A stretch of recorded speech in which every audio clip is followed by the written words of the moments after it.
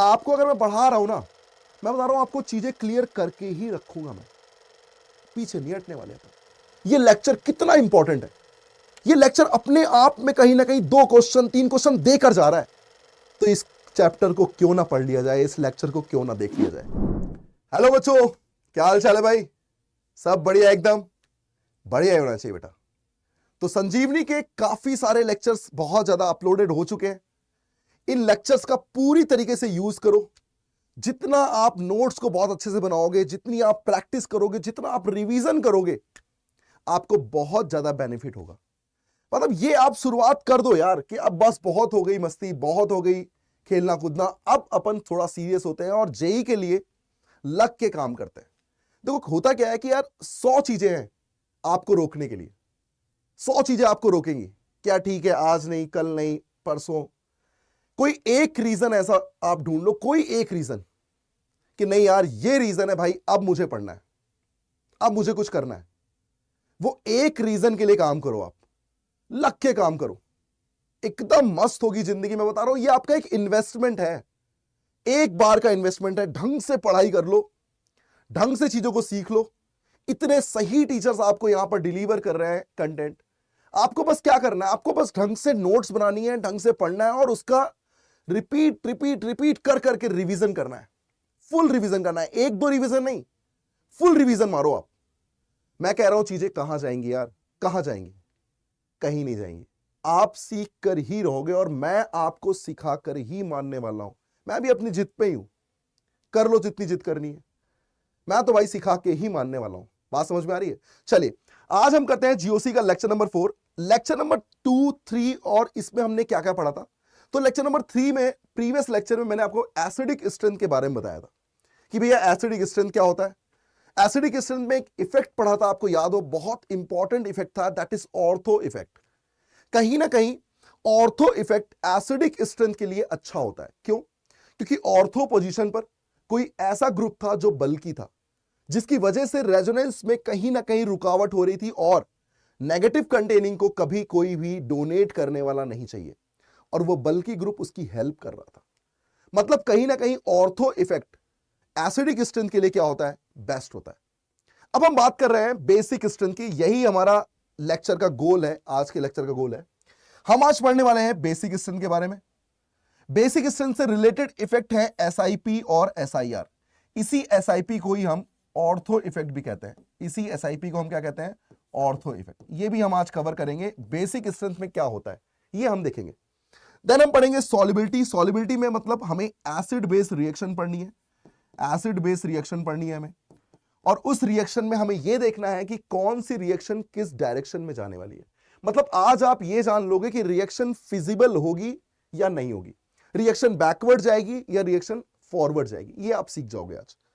Then हम पढ़ेंगे solubility, कि किसी भी NaOH में सॉल्युबिलिटी पूछे या NaHCO3 में सॉल्युबिलिटी पूछे। एडवांस ने NaOH और NaSCO3 पे इंटीजर क्वेश्चन दिए हैं, इंटीजर टाइप ऑफ क्वेश्चन। तो सोचिए कितना इंपॉर्टेंट है। एंड देन हम छोटे छोटे रिएक्शन जो हमारे यूज आ रही हैं जीओसी में, उन्हें हम पढ़ने वाले। मतलब reaction with metal, reaction with metal hydride और AgNO3। मतलब आज का गोल हमारा क्लियर है कि पूरी तरीके से जो भी चीज जीओसी में बच गई है, आज हम उसे कवर करने वाले हैं। चलिए स्टार्ट करते हैं फुल एनर्जी, फुल डेडिकेशन के साथ। पहला पॉइंट है बेसिक स्ट्रेंथ। पहला पॉइंट आता है बेसिक स्ट्रेंथ।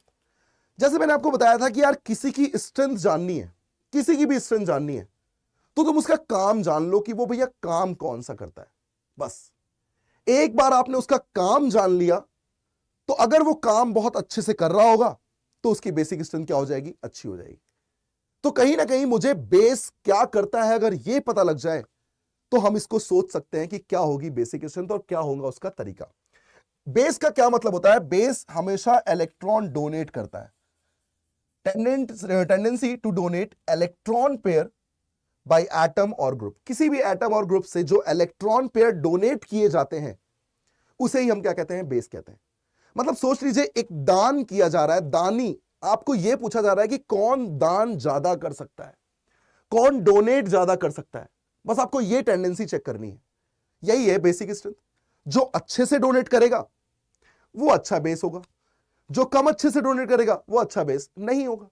इसमें कोई एसिड का उल्टा नहीं करना है, आपको बेस की क्वालिटी सीखनी है और बेसिक स्ट्रेंथ का तरीका उसी के तरीके से सीखना है, उल्टा नहीं करना होता। कुछ बच्चे ये सोचते हैं सर एसिडिक स्ट्रेंथ का उल्टा कर दो, तो तरीका उल्टा क्यों करना है भाई? जब आपको एसिडिक स्ट्रेंथ का तरीका इंडिविजुअल बताया गया है, बेसिक स्ट्रेंथ का तरीका इंडिविजुअल बताया जाएगा, तो फिर आप क्यों उल्टा करोगे भाई? बात समझ में आ रही है? चलिए तो बात करते हैं कि अगर मेरे पास कभी भी इलेक्ट्रॉन पेयर डोनेट करने की बारी आएगी तो मुझे क्या करना चाहिए? भाई साहब एक बात बताओ, अगर इलेक्ट्रॉन डेंसिटी अच्छी हो जाए तो क्या उसकी डोनर पावर अच्छी हो जाएगी? अगर काफी सारा पैसा होगा तभी तो आप उसको दान कर पाओगे, तभी तो आप उसको दान कर पाओगे। भाई एक बड़ा दानी कौन होता है? गरीब आदमी ज्यादा दान क्यों कर पाएगा यार, उसके पास खुद ही नहीं है। लेकिन अमीर आदमी दान कर सकता है कि नहीं यार ये है, ये मैं हेल्प करूंगा गरीबों की। तो कहीं ना कहीं ये एक तरीका होता है अपने कल्चर में। बात सही कह रहा हूं? उसी तरीके से एटम और ग्रुप में भी यही है कि अगर मैं इलेक्ट्रॉन पेयर दे सकता हूं तो मैं दूंगा, और अगर इलेक्ट्रॉन पेयर देने में ऐसी कौन कौन सी कंडीशंस आनी चाहिए ये पता लग जाए तो फिजिबल कंडीशन ही उसकी बेसिक स्ट्रेंथ को क्या करेंगी? इंक्रीज करेंगी। जनरली हम यहां बात करते हैं नाइट्रोजन की, जनरली हम बात किसकी करते हैं यहां पर? नाइट्रोजन की। अब सोचो नाइट्रोजन के पास ऐसा क्या है जो वो डोनेट कर सकता है? तो भैया नाइट्रोजन के पास क्या होता है? एक तो लोन पेयर होते हैं और 3 बॉन्ड पेयर होते हैं। तो कहीं ना कहीं इसके पास लोन पेयर है, कहीं ना कहीं इसके पास लोन पेयर है। अब बात आई सर आपने नाइट्रोजन से ही क्यों शुरू किया? क्योंकि हमने इंडक्टिव इफेक्ट में एक बात सीखी थी कि अच्छा डोनर, जो अच्छा डोनर होता है ना, वो हमेशा लेस ईएन का होता है। वो हमेशा उसके ईएन क्या होता है? लेस ईएन का। मतलब जो भी लेस ईएन का है वो डोनेट हमेशा क्या करता है? अच्छा करता है। जैसे आपने देखा होगा कि हम इंडक्टिव पढ़ रहे थे तो हम कार्बन से डोनेट करने की पावर को देख रहे थे। जहां नाइट्रोजन की बात आ रही थी तो वो ईएन की वजह से इलेक्ट्रॉन खींच रहा था। ऑक्सीजन की बारी आ रही थी, ऑक्सीजन और खींच रहा था। हैलाइड की बारी आ रही थी तो वो और खींच रहा था क्योंकि उसकी ईएन क्या होती है? ज्यादा होती है। यही सीखा था हमने। लेकिन जब हम नाइट्रोजन की बात करते हैं तो नाइट्रोजन में एक बात बताओ, जब लोन पेयर है तुम मुझे बताओ क्या वो लोन पेयर खुद के रेजोनेंस में डीलोकलाइज होना चाहिए या नहीं होना चाहिए? भैया अगर वो खुद के रेजोनेंस में डीलोकलाइज हो गया तो क्या वो दूसरों को इलेक्ट्रॉन दे पाएगा? नहीं। भाई मैं तुमसे बोलूं कि मेरे खर्चे बहुत ज्यादा हो जाए, मेरे घर के खर्चे बहुत ज्यादा हो गए, तो फिर मैं कैसे दान कर पाऊंगा? मतलब अगर नाइट्रोजन का केस देखा जाए तो क्या मैं कह सकता हूं कि नाइट्रोजन के केस में बेसिक स्ट्रेंथ तभी अच्छी होगी, बेसिक स्ट्रेंथ तभी अच्छी होगी जब लोन पेयर क्या हो? जब लोन पेयर लोकलाइज्ड हो। जब लोन पेयर क्या हो? लोकलाइज्ड हो। लोकलाइज्ड का मतलब क्या होता है? लोकलाइज्ड का मतलब होता है कि वो रेजोनेंस में पार्टिसिपेट नहीं कर रहा है। लोकलाइज्ड का क्या मतलब होता है? वो रेजोनेंस में पार्टिसिपेट नहीं कर रहा है। अब किसी ने कहा सर आप रेजोनेंस को रोक रहे हो। यार रेजोनेंस, मैं ये बोलूं कि यार मेरे पास कितना पैसा है ये मेरे दान होने पे डिपेंड थोड़ी करता कि मैं कितना बड़ा दानी हूं। कुछ ऐसे भी है जिनके पास पैसा बहुत है लेकिन वो दान नहीं करते। सोच के देखिए आप। मतलब आप ऐसे ऐसे ऐसे प्रिटेंड करिए, ऐसे सोचिए जनरल चीजों से जिससे आपको चीजें बहुत इजी वे में समझ में आए। भैया उसको रेजोनेंस से क्या मतलब? नाइट्रोजन रेजोनेंस कर रहा है कि नहीं कर रहा है, जिसको इलेक्ट्रॉन चाहिए अगर नाइट्रोजन अच्छे से दे पाएगा तो वो तो समझेगा कि वो अच्छा दानी है, अच्छा बेस है। लेकिन अगर वो अच्छे से डोनेट नहीं कर पाएगा तो क्या जो एक्सेप्ट कर रहा है उसके लिए तो वो बेकार ही हो गया ना, उसके लिए तो वो क्या हो गया? बेकार ही हो गया। मतलब लोन पेयर अगर लोकलाइज होगा तो वो समझ सकता है नाइट्रोजन पे कि यार लोन पेयर मेरा बचा हुआ है, पूरा का पूरा बचा हुआ है, अब मैं लोन पेयर उठा के दे सकता हूं। इसका मतलब बेसिक स्ट्रेंथ क्या हो जाएगी? अच्छी हो जाएगी। जैसे मैं एग्जांपल की बात करूं, जरा देखिएगा ध्यान से।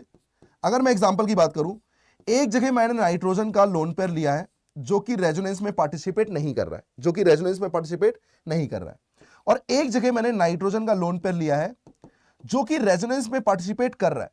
अब सोचो अगर ये रेजोनेंस में चला जाएगा तो भैया जिसको इलेक्ट्रॉन चाहिए, जिसके पास इलेक्ट्रॉन की कमी है, उसको इलेक्ट्रॉन अच्छे से कैसे दे पाएगा? वो तो खुद चला गया ना रेजोनेंस में।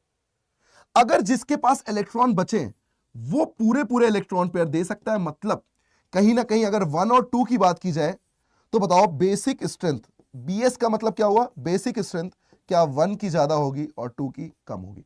यही पॉइंट मैं पहले पॉइंट में समझाना चाह रहा हूं कि लोन पेयर क्या होना चाहिए? लोकलाइज होना चाहिए। क्या ये पहला पॉइंट आपको क्लियर हो गया? ठीक। अब मान लीजिए बात की जाए थोड़ा सा इलेक्ट्रोनेगेटिविटी की, तो एक चीज बताओ, क्या मैं ये कहूंगा कि यार इलेक्ट्रोनेगेटिविटी कम जितनी ज्यादा होगी, जितनी कम होगी इलेक्ट्रोनेगेटिविटी, क्या उतना अच्छा वो डोनेट कर सकता है? ईएन जितनी कम होगी क्या वो उतना ही अच्छा डोनर होगा? क्यों? इसका एग्जांपल देखिएगा, 1 ई एन के डायरेक्टली प्रोपोर्शनल, मतलब कहीं ना कहीं inversely proportional to E N होता है। जैसे एग्जांपल, बहुत ही अच्छा एग्जांपल है, जैसे मैं आपसे बोलूं सी सिंगल बॉन्ड एन है, सी डबल बॉन्ड एन है और सी ट्रिपल बॉन्ड एन है, ठीक? सबके पास लोन पेयर है, सबके पास लोन पेयर है। अब सोचो, तुमको इलेक्ट्रॉन पेयर देने हैं, तुमको इलेक्ट्रॉन पेयर डोनेट करने हैं। अब यार मुझे तो नहीं पता लग रहा है कि यार कौन ज्यादा डोनेट करेगा, कौन कम डोनेट करेगा, क्योंकि यार सबके पास तो कहीं ना कहीं क्या है, सबके पास तो भैया इलेक्ट्रॉन पेयर है, सबके पास तो लोन पेयर, और सबके पास लोन पेयर बचे हुए हैं, कोई रेजोनेंस में नहीं जा रहा। तो एक बात आई कि यार ऐसे केसेस में जब मुझे कंफ्यूजन हो रहा है कि कौन ज्यादा देगा कौन नहीं देगा, ऐसे केसेस में तो मुझे इलेक्ट्रॉन पेयर डोनेट करके देखना चाहिए कि अगर वो इलेक्ट्रॉन पेयर देता है तो ऐसी कौन सी क्वांटिटी बनती है, क्या वो स्टेबल बनेगा या स्टेबल नहीं बनेगा। तो सोचो, मैं तुम्हें अगर कोई काम बोलूं कि यार ये काम कर दो, तो क्या वो काम तुम तभी अच्छे से कर पाओगे जब तुम्हें पता है कि इस काम को करने के बाद मैं स्टेबल हो जाऊंगा। उस काम को करने के बाद तुम स्टेबल भी तो रहना चाहते हो। मतलब अगर ये नाइट्रोजन अपना लोन पेयर डोनेट कर दे, किसी भी H प्लस को कर दे, मैं H प्लस को क्यों कह रहा हूं, क्योंकि भैया ये खाली है तो इसको इलेक्ट्रॉन दे सकता है। तो मान लो अगर ये अपने H प्लस को इलेक्ट्रॉन दे, तो कहीं ना कहीं क्या नाइट्रोजन पर पॉजिटिव आना चाहिए था, क्योंकि नाइट्रोजन अपने लोन पेयर को डोनेट कर रहा है। नाइट्रोजन का लोन पेयर अब खाली हो रहा है, तो नाइट्रोजन पे कौन सा चार्ज आना चाहिए, पॉजिटिव। मतलब कहीं ना कहीं यहां पर सिंगल बॉन्ड एन पे क्या आ जाएगा, पॉजिटिव। क्या यहां कहीं ना कहीं डबल बॉन्ड एन पे आ जाएगा, पॉजिटिव। और क्या कहीं ना कहीं यहां ट्रिपल बॉन्ड एन पे आ जाएगा, पॉजिटिव, क्योंकि सबने क्या किया है, इलेक्ट्रॉन डोनेट किया है। अब एक चीज बताओ, क्या पॉजिटिव की स्टेबिलिटी में तुमने हमेशा यही देखा है कि पॉजिटिव कहां होना चाहिए, लेस ईएन पे होना चाहिए, तभी स्टेबिलिटी क्या होती है, ज्यादा अच्छी होती है। भाई तभी क्या होती है, स्टेबिलिटी ज्यादा अच्छी होती है। तो सोचो, क्या पॉजिटिव यहां ज्यादा स्टेबल है, मतलब ये बहुत जल्दी इलेक्ट्रॉन देगा, क्योंकि ये बोलेगा भैया मैं इलेक्ट्रॉन पेयर देने के बाद भी स्टेबल हो रहा हूं, इलेक्ट्रॉन पेयर देने के बाद थोड़ा अनस्टेबल हूं, इलेक्ट्रॉन पेयर देने के बाद बर्बाद हो गया हूं। क्या ये इलेक्ट्रॉन देना चाहेगा, नहीं। इसका मतलब अगर मैं यहां पर 1 2 3 की बात करूं, तो मुझे बताओ क्या बेसिक स्ट्रेंथ का ऑर्डर होना चाहिए था 1 2 3। यही मैं आपको समझाने की कोशिश कर रहा हूं, क्योंकि मुझे पता है कि अगर ईएन जितनी कम होगी, क्या डोनर पावर उतनी ही ज्यादा होगी। यही हमने सीखा है, यही मैं आपको तब से बता रहा हूं। मतलब कहीं ना कहीं बात किस पर फंस रही है, सबसे पहले लोन पेयर क्या होना चाहिए, लोकलाइज्ड होना चाहिए। भैया अगर लोकलाइज्ड हो तो पूरे पूरे इलेक्ट्रॉन दे सकता है, अगर वो लोकलाइज नहीं होता तो भैया खुद में ही डीलोकलाइज हो गया, खुद में ही रेजोनेंस चला गया, तो फिर दूसरे को कैसे डोनेट कर पाएगा। इन बेसिक बातों को थोड़ा सीखो आप, वरना अपन रटते रह जाएंगे, क्वेश्चन नहीं कर पाएंगे यार। जब तक अपने अंदर वो फीलिंग नहीं आएगी ना कि एक्चुअल कर क्या रहे हैं, हम क्या सोच रहे हैं, वो सोच जनरेट होनी चाहिए, तब जाके क्वेश्चन क्या होता है, सॉल्व होता है। मैं आपको वो सोच जनरेट करने की कोशिश कर रहा हूं, जिससे आपका क्वेश्चन सॉल्व हो जाएगा। बात समझ में आ रही है? चलिए, इसमें एक और पॉइंट आता है कि सर आप बोल रहे थे इलेक्ट्रॉन डेंसिटी। बिल्कुल बेटा, इलेक्ट्रॉन डेंसिटी क्या होनी चाहिए, इलेक्ट्रॉन डेंसिटी क्या होनी चाहिए, ज्यादा अच्छी होनी चाहिए। इलेक्ट्रॉन डेंसिटी क्या होनी चाहिए, ज्यादा अच्छी होनी चाहिए। बात समझ में आ गई आपको? तो ये बेसिक पॉइंट, जैसे मान लीजिए बात इलेक्ट्रॉन डेंसिटी पे करूं, तो इलेक्ट्रॉन डेंसिटी का ये मतलब है कि मान लो यार दो तुम्हारे पास कंपाउंड है, दो ऐसे ऑप्शन है जहां लोन पेयर डीलोकलाइज हो रहा है। अब यार ये पता लगा कि यार दोनों जगह डीलोकलाइज हो रहा है, और जब दोनों जगह डीलोकलाइज हो रहा है तो दिमाग लगा के सोचो कि मैं अब क्या सोचूं। कोई ना कोई ग्रुप ऐसा लगा होगा, कोई ना कोई ग्रुप ऐसा लगा होगा कि जो डोनेट कर रहा हो। भैया मेरे खर्चे हैं, मेरा एक भाई है उसके भी खर्चे हैं, लेकिन मेरे सोर्स ऑफ इनकम ज्यादा है, उसकी सोर्स ऑफ इनकम कम है। खर्चे दोनों के सेम है, खर्चे दोनों के सेम है, लेकिन एक जगह से पैसा ज्यादा आ रहा है, एक जगह से पैसा कम आ रहा है।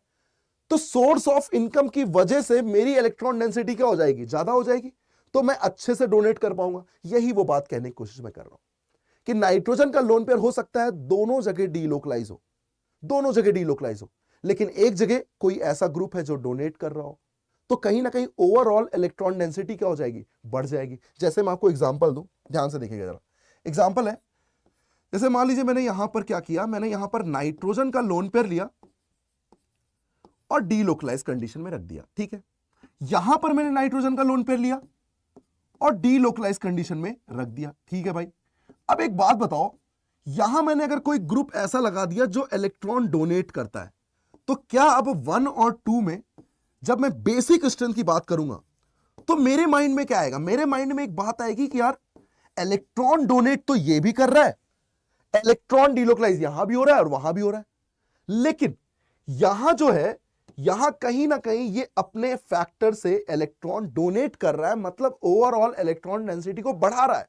तो अब बताओ क्या basic strength 1 is greater than 2 होनी चाहिए कि नहीं होनी चाहिए?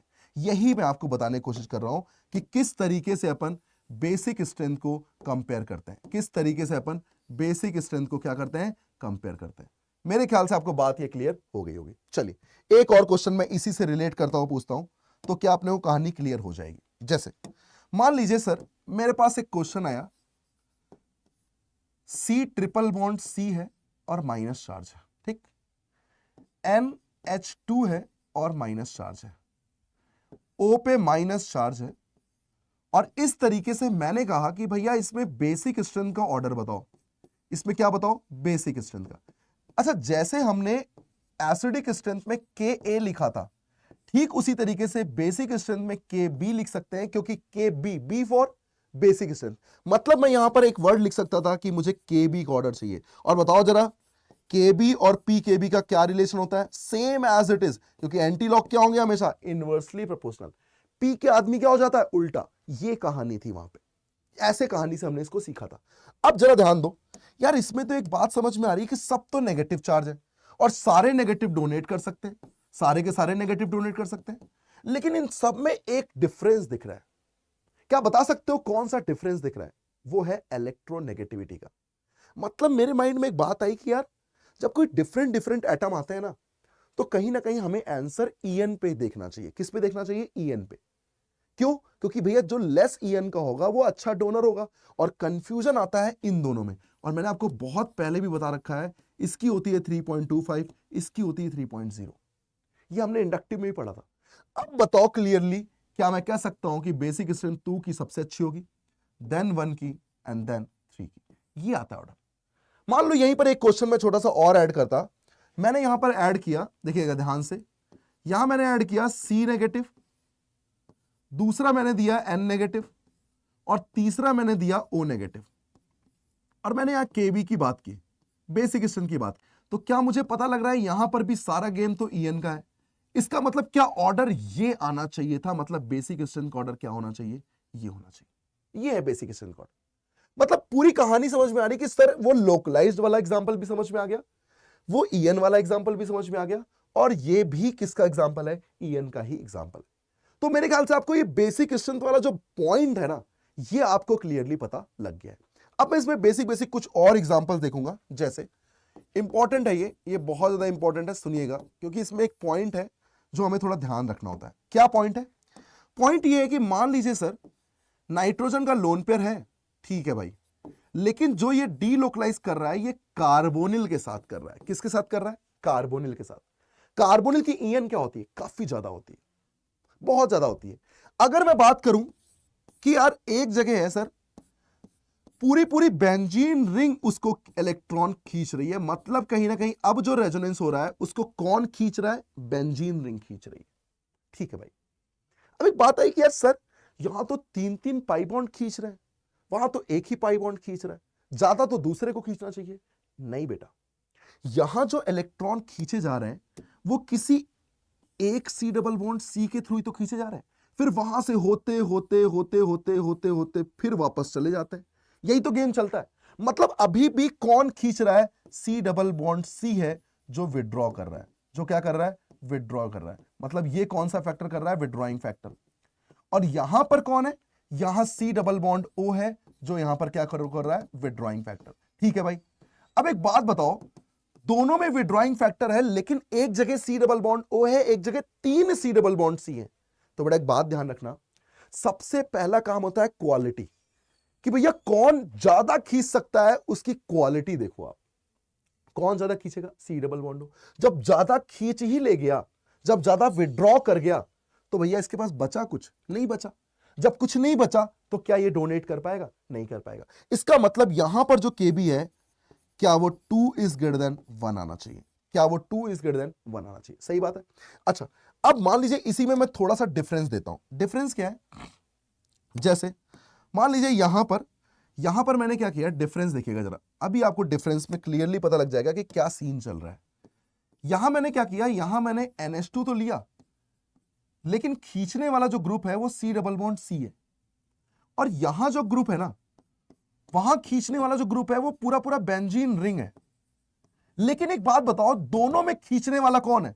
दोनों में खींचने वाला C डबल बॉन्ड C ही है, जो यहां पर क्या शो कर रहा है? विड्रॉइंग फैक्टर शो कर रहा है। सही बात है। जब दोनों में C डबल बॉन्ड C ही खींच रहा है, जब क्वालिटी सेम ही हो गई, तब हम क्वांटिटी पे जाते हैं। पहले हम क्वांटिटी नहीं देखते, पहले हम क्वालिटी देखते हैं कि भैया खींचने वाला कौन है, उसके बाद हम क्वांटिटी देखते हैं। यार यहां मुझे क्लियरली दिख रहा है कि भैया जो C डबल बॉन्ड C है वो 1 है, यहां C डबल बॉन्ड C जो है वो 3 है। ओवरऑल EN भी ज्यादा है और बहुत ज्यादा खींचेगा। मतलब जब खींच ही ले गया तो फिर इसके पास बचेगा क्या? कुछ नहीं बचेगा। इसका मतलब यहां पर क्या होना चाहिए? 1 इज ग्रेटर देन 2, ये आना चाहिए था केबी का ऑर्डर। मेरे ख्याल से आपको ये पूरा कॉन्सेप्ट बेसिक स्ट्रेंथ का समझ में आ गया होगा। इसमें एक बहुत अच्छा सा एग्जांपल एक करते हैं जिसमें कंफ्यूजन आता है। जरा देखिए वो एग्जांपल है कौन सा। वो एग्जांपल ये है बेटा, मान लीजिए मैंने यहां पर क्या किया, मैंने यहां नाइट्रोजन लिया और यहां पर मैंने क्या किया, नाइट्रोजन के साथ डबल बॉन्ड लिया, और यहां मैंने क्या किया, यहां मैंने नाइट्रोजन तो लिया लेकिन मैंने यहां ऑक्सीजन भी ले लिया, जो कि थोड़ा बहुत -I से क्या कर रहा होगा, खींच रहा होगा। ठीक है भाई। और मेरा क्वेश्चन ये है कि भैया इसमें आपको बताना है बेसिक स्ट्रेंथ का ऑर्डर, कि भैया अच्छा बेस कौन सा होगा, कौन है जो ज्यादा डोनेट कर सकता है। सोचिए जरा, सोचिए, थोड़ा सा सोचिए, क्योंकि मेरे ख्याल से आप इसमें गलती कर सकते हो। सुनिएगा जरा। यार एक बात आती है, जो आप सोच रहे हैं वो क्या सोचे होंगे कि यार दोनों जगह नाइट्रोजन है, यहां कोई खींचने वाला नहीं है, यहां भी कोई खींचने वाला नहीं है, लेकिन यहां जो ऑक्सीजन है ये थोड़ा बहुत विड्रॉ करके थोड़ा खाली कर देगा।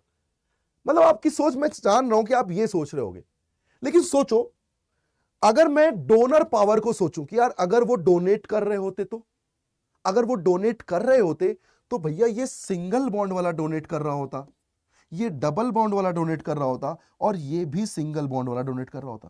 भाई इंडक्टिव जितना ज्यादा डिस्टेंस दूर होती है ना, उतना ही तो वीक इफेक्ट है। ये पहले से ही वीक है, पहले ही थोड़ा थोड़ा खींच रहा है, ज्यादा थोड़ी खींच पाएगा। लेकिन सबसे मेन बात क्या हुई कि जब ये इलेक्ट्रॉन देगा तो सिंगल बॉन्ड N पे पॉजिटिव आएगा, जब ये इलेक्ट्रॉन देगा तो डबल बॉन्ड N पे पॉजिटिव आएगा, और जब ये इलेक्ट्रॉन देगा तो सिंगल बॉन्ड पे आएगा। मतलब जो 1 और 3 है भाई वो तो पहले आने चाहिए थे, और जो 2 है ना वो पीछे आना चाहिए था। ये होना चाहिए, क्योंकि 1 और 3 सब सिंगल बॉन्ड वाले हैं, लेकिन 2 जो है वो कहां है, वो डबल बॉन्ड वाला है। तो अब दिमाग लगा के सोचो कि जब मैं इस सिंगल बॉन्ड वाले से इलेक्ट्रॉन को विड्रॉ कर रहा हूं, तो भाई यहां और यहां तो कोई देख सकता है कि भाई इसमें तो गलती है ही नहीं, यहां तो डोनर है सब, यहां थोड़ा विड्रॉइंग है। मतलब सर 1 जो होना चाहिए वो 3 से बेस्ट होना चाहिए। एंड देन कौन बचा? 2। The answer goes to 1 3 2। ये है पूरा कॉन्सेप्ट। मेरे ख्याल से ये आपको पूरी तरीके से क्लियर हो गया होगा। चलिए एक और करते हैं जिसमें हम रेजोनेंस का फैक्टर भी लगाने वाले हैं बेटा। जिसमें हम क्या लगाने वाले हैं? रेजोनेंस का फैक्टर। जरा देखिएगा वो कौन सा क्वेश्चन है, क्योंकि हमने अभी एसिडिक स्ट्रेंथ को पूरा सीखा था प्रीवियस लेक्चर में। मान लीजिए आपने नहीं सीखा हो तो बेटा मेसोमेरिक के टॉपिक को आप अगर नहीं समझे हैं तो प्लीज उसको देख लें, क्योंकि वो एक ऐसा लेक्चर है जो पूरे कॉन्सेप्ट को क्लियर करता है कि मेसोमेरिक कैसे लगा रहे हैं, कैसे हाइपर कॉन्जुगेशन सोच रहे हैं। और सबसे इंपॉर्टेंट बात, भाई मैंने आपको एक बात बताई थी, याद हो आपको तो, वो बात ये थी कि अगर कोई ग्रुप लगा हो तो भैया ऑर्थो और पैरा पे, ऑर्थो और पैरा पे आपको हमेशा कौन सा फैक्टर सोचना होता है? ऑर्थो और पैरा पे आपको हमेशा रेजोनेंस फैक्टर सोचना होता है। कौन सा फैक्टर सोचना होता है? Resonance factor. और अगर मैं मेटा की बात करूं, अगर मैं किसकी बात करूं?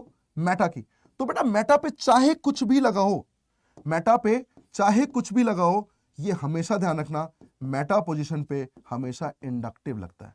हमेशा क्या लगता है? इंडक्टिव लगता है। ये है खास बात, ये आपको ध्यान रखनी है, तभी हम क्वेश्चन को सोच पाएंगे। अब मैं आपको क्वेश्चन कराने जा रहा हूं, जरा ध्यान से देखिएगा। क्वेश्चन ये है कि मुझे केबी का ऑर्डर बताना है। किसका ऑर्डर बताना है? केबी का ऑर्डर। और केबी के ऑर्डर में मेरे पास जो ऑप्शंस हैं वो ऑप्शन जरा देखिएगा।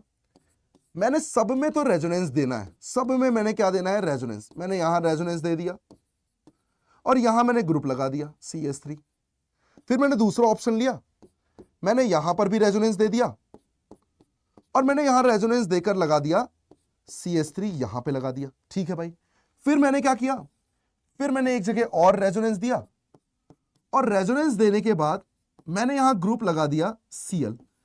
आपको पता है हैलाइड हमेशा क्या शो करता है? बताइए जरा। -I। बिल्कुल सही बात है भाई। और फिर हमने क्या शो किया? NH2 तो लिया, लेकिन मैंने यहां पर OH लगा दिया। अब मुझसे पूछा गया कि भैया जो केबी का ऑर्डर है वो क्या होना चाहिए। जरा एक बात बताओ, सॉल्व करने की जो टेक्निक होगी, क्या उस सॉल्व करने की टेक्निक में मुझे एक बात क्लियर है कि जो नाइट्रोजन का लोन पेयर है ना, वो सब में डीलोकलाइज है। सबके सब में क्या है? डीलोकलाइज है। और जब सब में डीलोकलाइज है तो भाई रेजोनेंस वाला केस तो मेरे को नहीं समझ आ रहा कि उससे आंसर निकलेगा। लेकिन सब में ग्रुप की जो पोजीशन है वो अलग है, ग्रुप्स अलग है, तो उनके फैक्टर भी अलग होंगे। तो क्यों ना एक बार फैक्टर लिख लिए जाए, जिससे मुझे यह क्लियर हो जाए कि यार अगर फैक्टर उसके लिए बेनिफिट दे रहे होंगे तो बेस अच्छा हो जाएगा, अगर इलेक्ट्रॉन डेंसिटी बढ़ा रहे होंगे तो बेस और अच्छा हो जाएगा, अगर इलेक्ट्रॉन डेंसिटी कम कर रहे होंगे तो भैया बेस क्या हो जाएगा? बेकार हो जाएगा। यही तो सोचा था मैंने। देखिएगा भाई, एक बात बताओ, ये कौन सी पोजीशन पे लगा है? मेटा। क्या मेटा पे इंडक्टिव लगता है? और CS3 कौन सा शो करता है? +I। बताओ ये कहां लगा है? पैरा पे।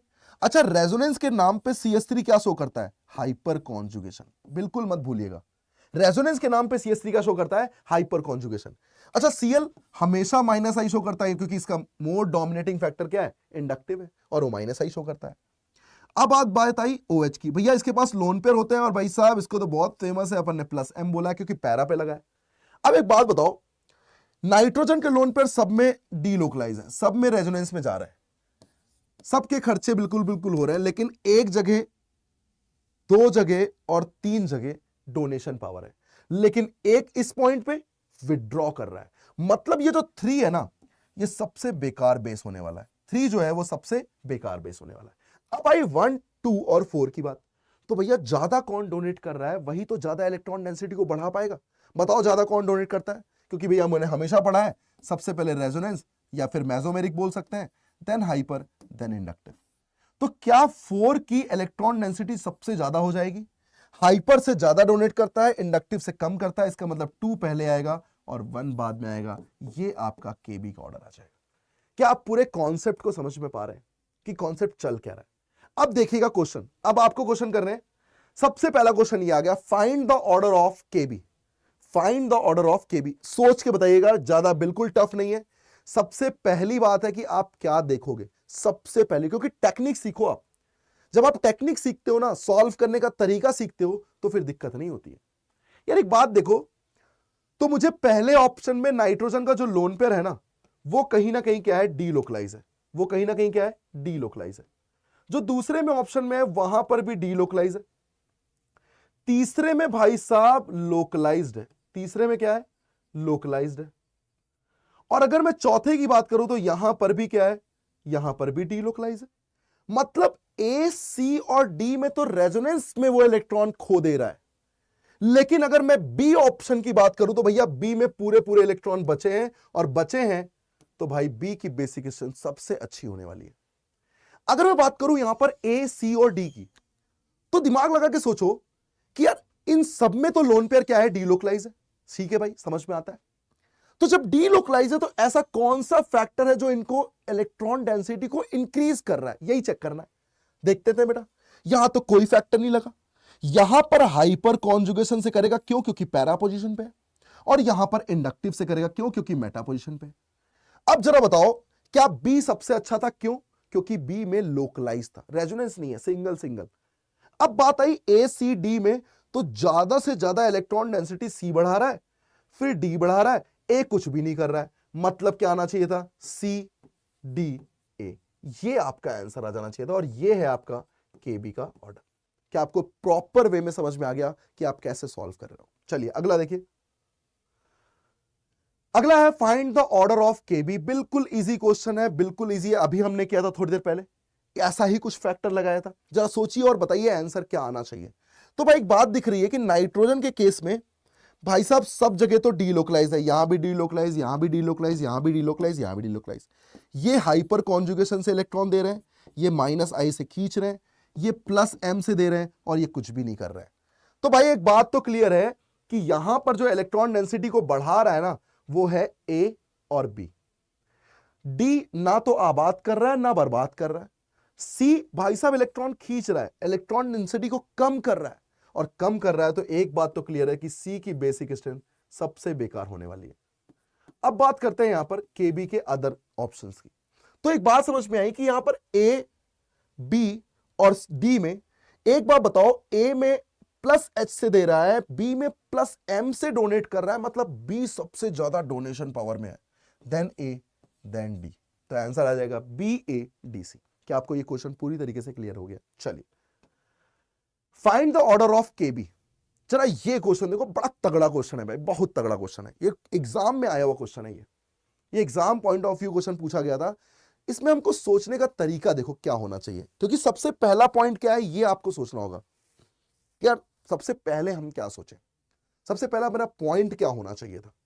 तो एक बात समझ में आई कि सबसे पहले तो सर आपने बताया कि लोन पेयर को देख लो, लोन पेयर डीलोकलाइज है या फिर लोकलाइज है। तो एक बात समझ में आई कि यार यहां पर अगर मैं देखूं तो ये डीलोकलाइज है, अगर मैं यहां देखूं तो भैया डीलोकलाइज है, और अगर मैं यहां देखूं तो भैया एक बात बताई थी मैंने आपको कि जब ये डबल बॉन्ड के ऊपर होता है तो भैया ये आउट ऑफ द प्लेन होता है, नॉन प्लेनर होता है। और आउट ऑफ द प्लेन है, नॉन प्लेनर है, तो मुझे ये बताओ बेटा, क्या ये रेजोनेंस में पार्टिसिपेट करेगा? नहीं करेगा। क्यों नहीं करेगा? क्योंकि नॉन प्लेनर में कभी भी रेजोनेंस नहीं होता है, इसीलिए क्या होगा? लोकलाइज्ड होगा। इसीलिए क्या होगा? ये लोकलाइज्ड होगा। तो एक बात समझ में आई कि ए बी सी में चाहे कुछ भी हो जाए, सी की बेसिक स्ट्रेंथ तो ज्यादा होगी, सी की बेसिक स्ट्रेंथ तो ज्यादा होगी। अब किसी के मन में यह आ रहा था कि सर वो तो सिंगल बॉन्ड था, ये तो डबल बॉन्ड में है। तो भाई पहले तो लोकलाइज देखना है, सबसे पहला काम है लोकलाइज देखो आप। जब वो लोकलाइज्ड है उसके बाद देखो कि क्या कहीं वो लेस ईएन पे है या मोर ईएन पे है। सेकंड, अगर वो डीलोकलाइज है तो भैया कोई बढ़ा रहा है इलेक्ट्रॉन डेंसिटी या घटा रहा है, खत्म। दो ही चीज देखनी है, इतना ही करना होता है बस। अब बात फंसती है ए और बी में, ए और बी को कैसे करें? दोनों रेजोनेंस कर रहे हैं। अब पता तो कोई नहीं लगा सकता कि यार जब रेजोनेंस कर रहे होंगे कौन ज्यादा कर रहा है कौन कम कर रहा है, क्योंकि रेजोनेंस कभी रुकता थोड़ी है, वो तो चलता रहता है। क्या किया जाए? तो ऐसे केसेस में जब आप फंस जाते हो, आपको याद है अभी कुछ देर पहले एक एग्जांपल किया था जिसमें सी सिंगल बॉन्ड था, सी डबल बॉन्ड था, सी ट्रिपल बॉन्ड था, नहीं समझ में आ रहा था क्या होगा क्या नहीं होगा। फिर हमने एक काम किया था, हमने वो काम किया था कि लाओ इलेक्ट्रॉन पेयर देकर देखते हैं, अगर बर्बाद हो रहा होगा तो इलेक्ट्रॉन नहीं देगा, अगर भयंकर स्टेबल हो रहा होगा तो इलेक्ट्रॉन दे देगा, और इलेक्ट्रॉन दे देगा तो बेसिक स्ट्रेंथ क्या हो जाएगी? अच्छी हो जाएगी। ये है खास बात। अब देखिएगा जरा, मैं इसको अलग से समझा रहा हूं, देखिएगा बहुत ध्यान से समझिएगा। बात कर रहे हैं यहां पर नाइट्रोजन की, तो भैया ये है नाइट्रोजन का लोन पेयर जो कि कहीं ना कहीं डीलोकलाइज है, और यहां पर देखा तो भैया ये है नाइट्रोजन का लोन पेयर जो कि कहीं ना कहीं क्या है? डीलोकलाइज्ड है। सही बात है, ठीक है भाई। तो मैंने जब भी ऐसे केसेस को देखा है ना, मैंने हमेशा वो काम किया है जो बेस काम करना चाहता है। मतलब मैंने यहां पर कहीं ना कहीं इलेक्ट्रॉन को देकर देखा है, ऐसे इलेक्ट्रॉन डोनेट करके देखा है, और यहां पर भी मैंने यही किया है कि इलेक्ट्रॉन मैंने डोनेट करके देखा है। अब एक बात बताओ, दोनों जगह इलेक्ट्रॉन डोनेट हो रहे हैं, जब ये डोनेट करेगा ना तो भाई यहां बनेगा एनिलीन से एनिलीनियम आयन। ईएम कब लगता है? जब पॉजिटिव चार्ज आता है, ये बन गया। और जब ये इलेक्ट्रॉन देगा ना तो भाई साहब एक बात बताओ, नाइट्रोजन के पास एक H था, एक H और आ जाएगा, और ये पॉजिटिव चार्ज आ जाएगा, और ये कहीं ना कहीं ये आ जाएगा। अब पहचानो जरा, अब पहचानो कि स्टेबल कौन है, यही पहचाना, क्योंकि लोग कर भी लेंगे ना तो भी मैं आपसे कह रहा हूं आप स्टेबिलिटी नहीं देख पाओगे, क्योंकि स्टेबिलिटी में कुछ फंडे हैं, कुछ तो हो रहा होगा यहां पे। देखो एक बात बताओ, जब ये लोन पेयर दे रहा था क्या उससे पहले ये एरोमेटिक था? बिल्कुल सही बात है सर, एरोमेटिक था। जब ये लोन पेयर नहीं दे रहा था तब ये क्या था, एरोमेटिक था सर, बिल्कुल एरोमेटिक था।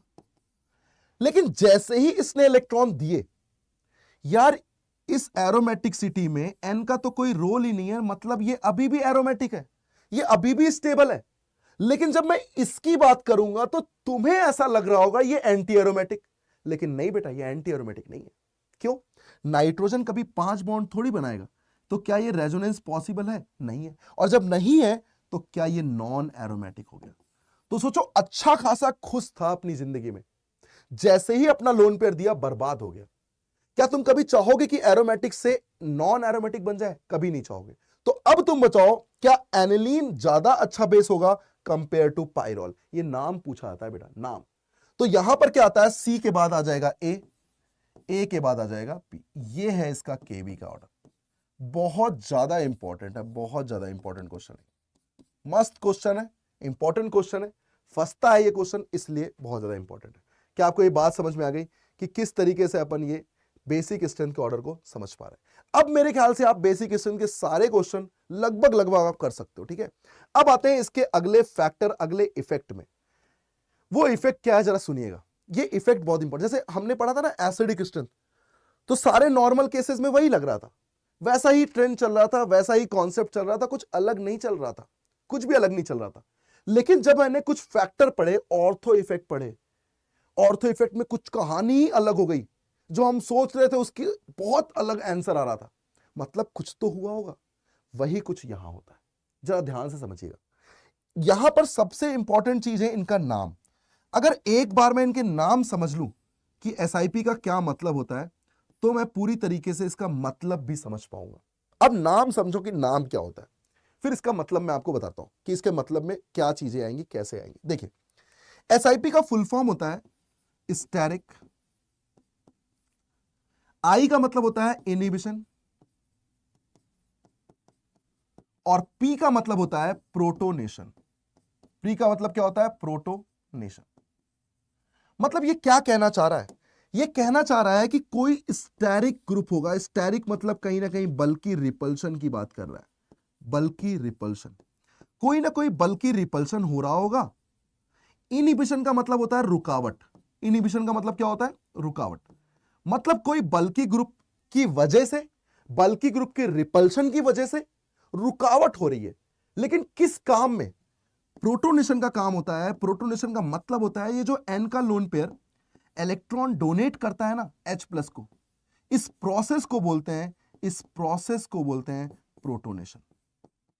मतलब ये कहना चाह रहा है कि यार, जो तुम एन का लोन पेयर डोनेट करना चाहते हो ना, जो तुम अपना काम करना चाहते हो ना, उसमें रुकावट हो जाएगी।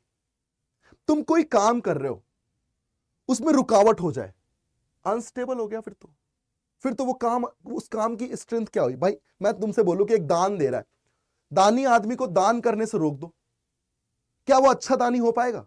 तुमने वो काम ही रोक दिया जिसकी वजह से वो जाना जाता था दानी आदमी, तुमने वो काम ही रोक दिया, तो क्या वो अच्छा दानी हुआ? नहीं।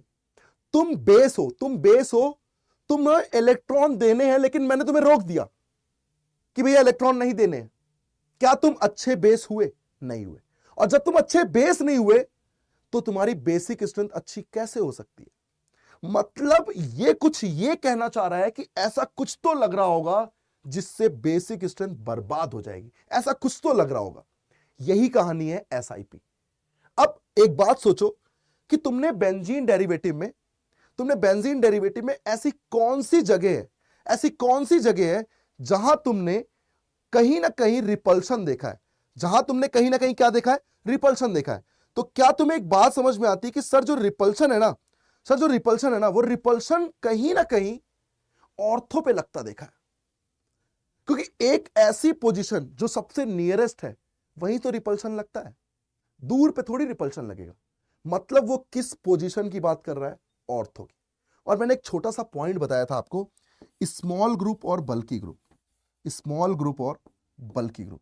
बेटा स्मॉल ग्रुप जो होता है ना, अगर मैं NH2 की बात करूं तो वो स्मॉल है। अगर मैं NHR की बात करूं, 1 डिग्री अमाइन, मतलब कहीं ना कहीं 1 डिग्री ना बोलकर कनेक्टेड होगा किसी से।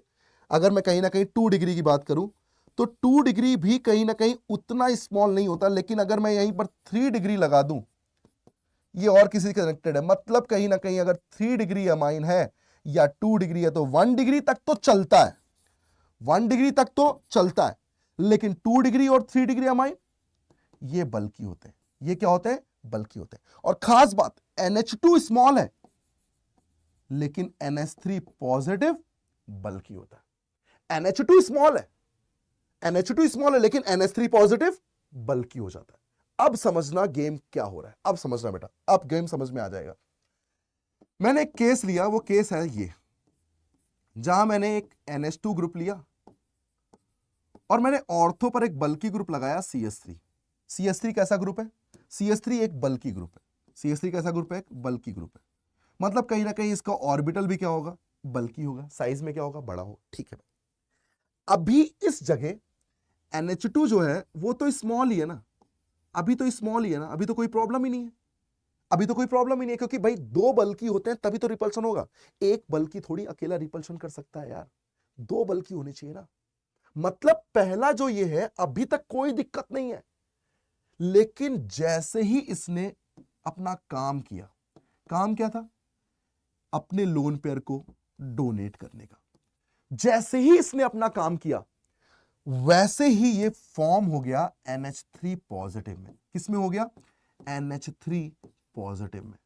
और NH3 पॉजिटिव आते ही अब भाई साहब CH3 भी था, NH3 भी था, सब कुछ प्लेनर कंपाउंड है, क्योंकि बेंजीन एक प्लेनर कंपाउंड है। भाई साहब अब रिपल्शन शुरू हो गया। अब क्या शुरू हो गया? रिपल्शन। मतलब सोचो कि तुमने तुरंत वो काम किया और काम करने के बाद तुम बर्बाद होने लग रहे हो।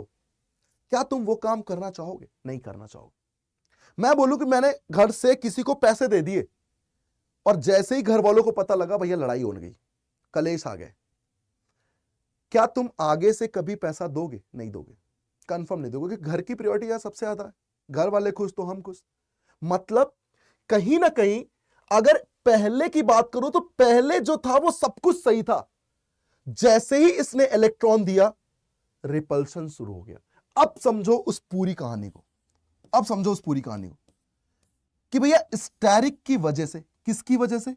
स्टेरिक की वजह से इनहिबिशन, मतलब रुकावट हो गई, रुकावट हो गई, वो भी क्या करने में? प्रोटोनेशन के काम में। इसका मतलब ये कहीं ना कहीं ऑर्थो इफेक्ट ही तो है, बेसिक स्ट्रेंथ वाला ऑर्थो इफेक्ट। तो एक बहुत अच्छी सी बात बताता हूं, एसिड के केस में एक बात ध्यान रखना, एसिड के केस में एसिड मतलब A, बेसिक के केस में बेसिक मतलब B। तो एक बात बताओ, एसिड के केस में और बेसिक के केस में अगर मैं ऑर्थो इफेक्ट लेकर जाऊं, किसको लेकर जाऊं? ऑर्थो इफेक्ट लेकर जाऊं, तो भैया ऑर्थो इफेक्ट एसिड के केस में तो अच्छा होता है, A for acid, A for अच्छा, और B for basic, B for बेकार।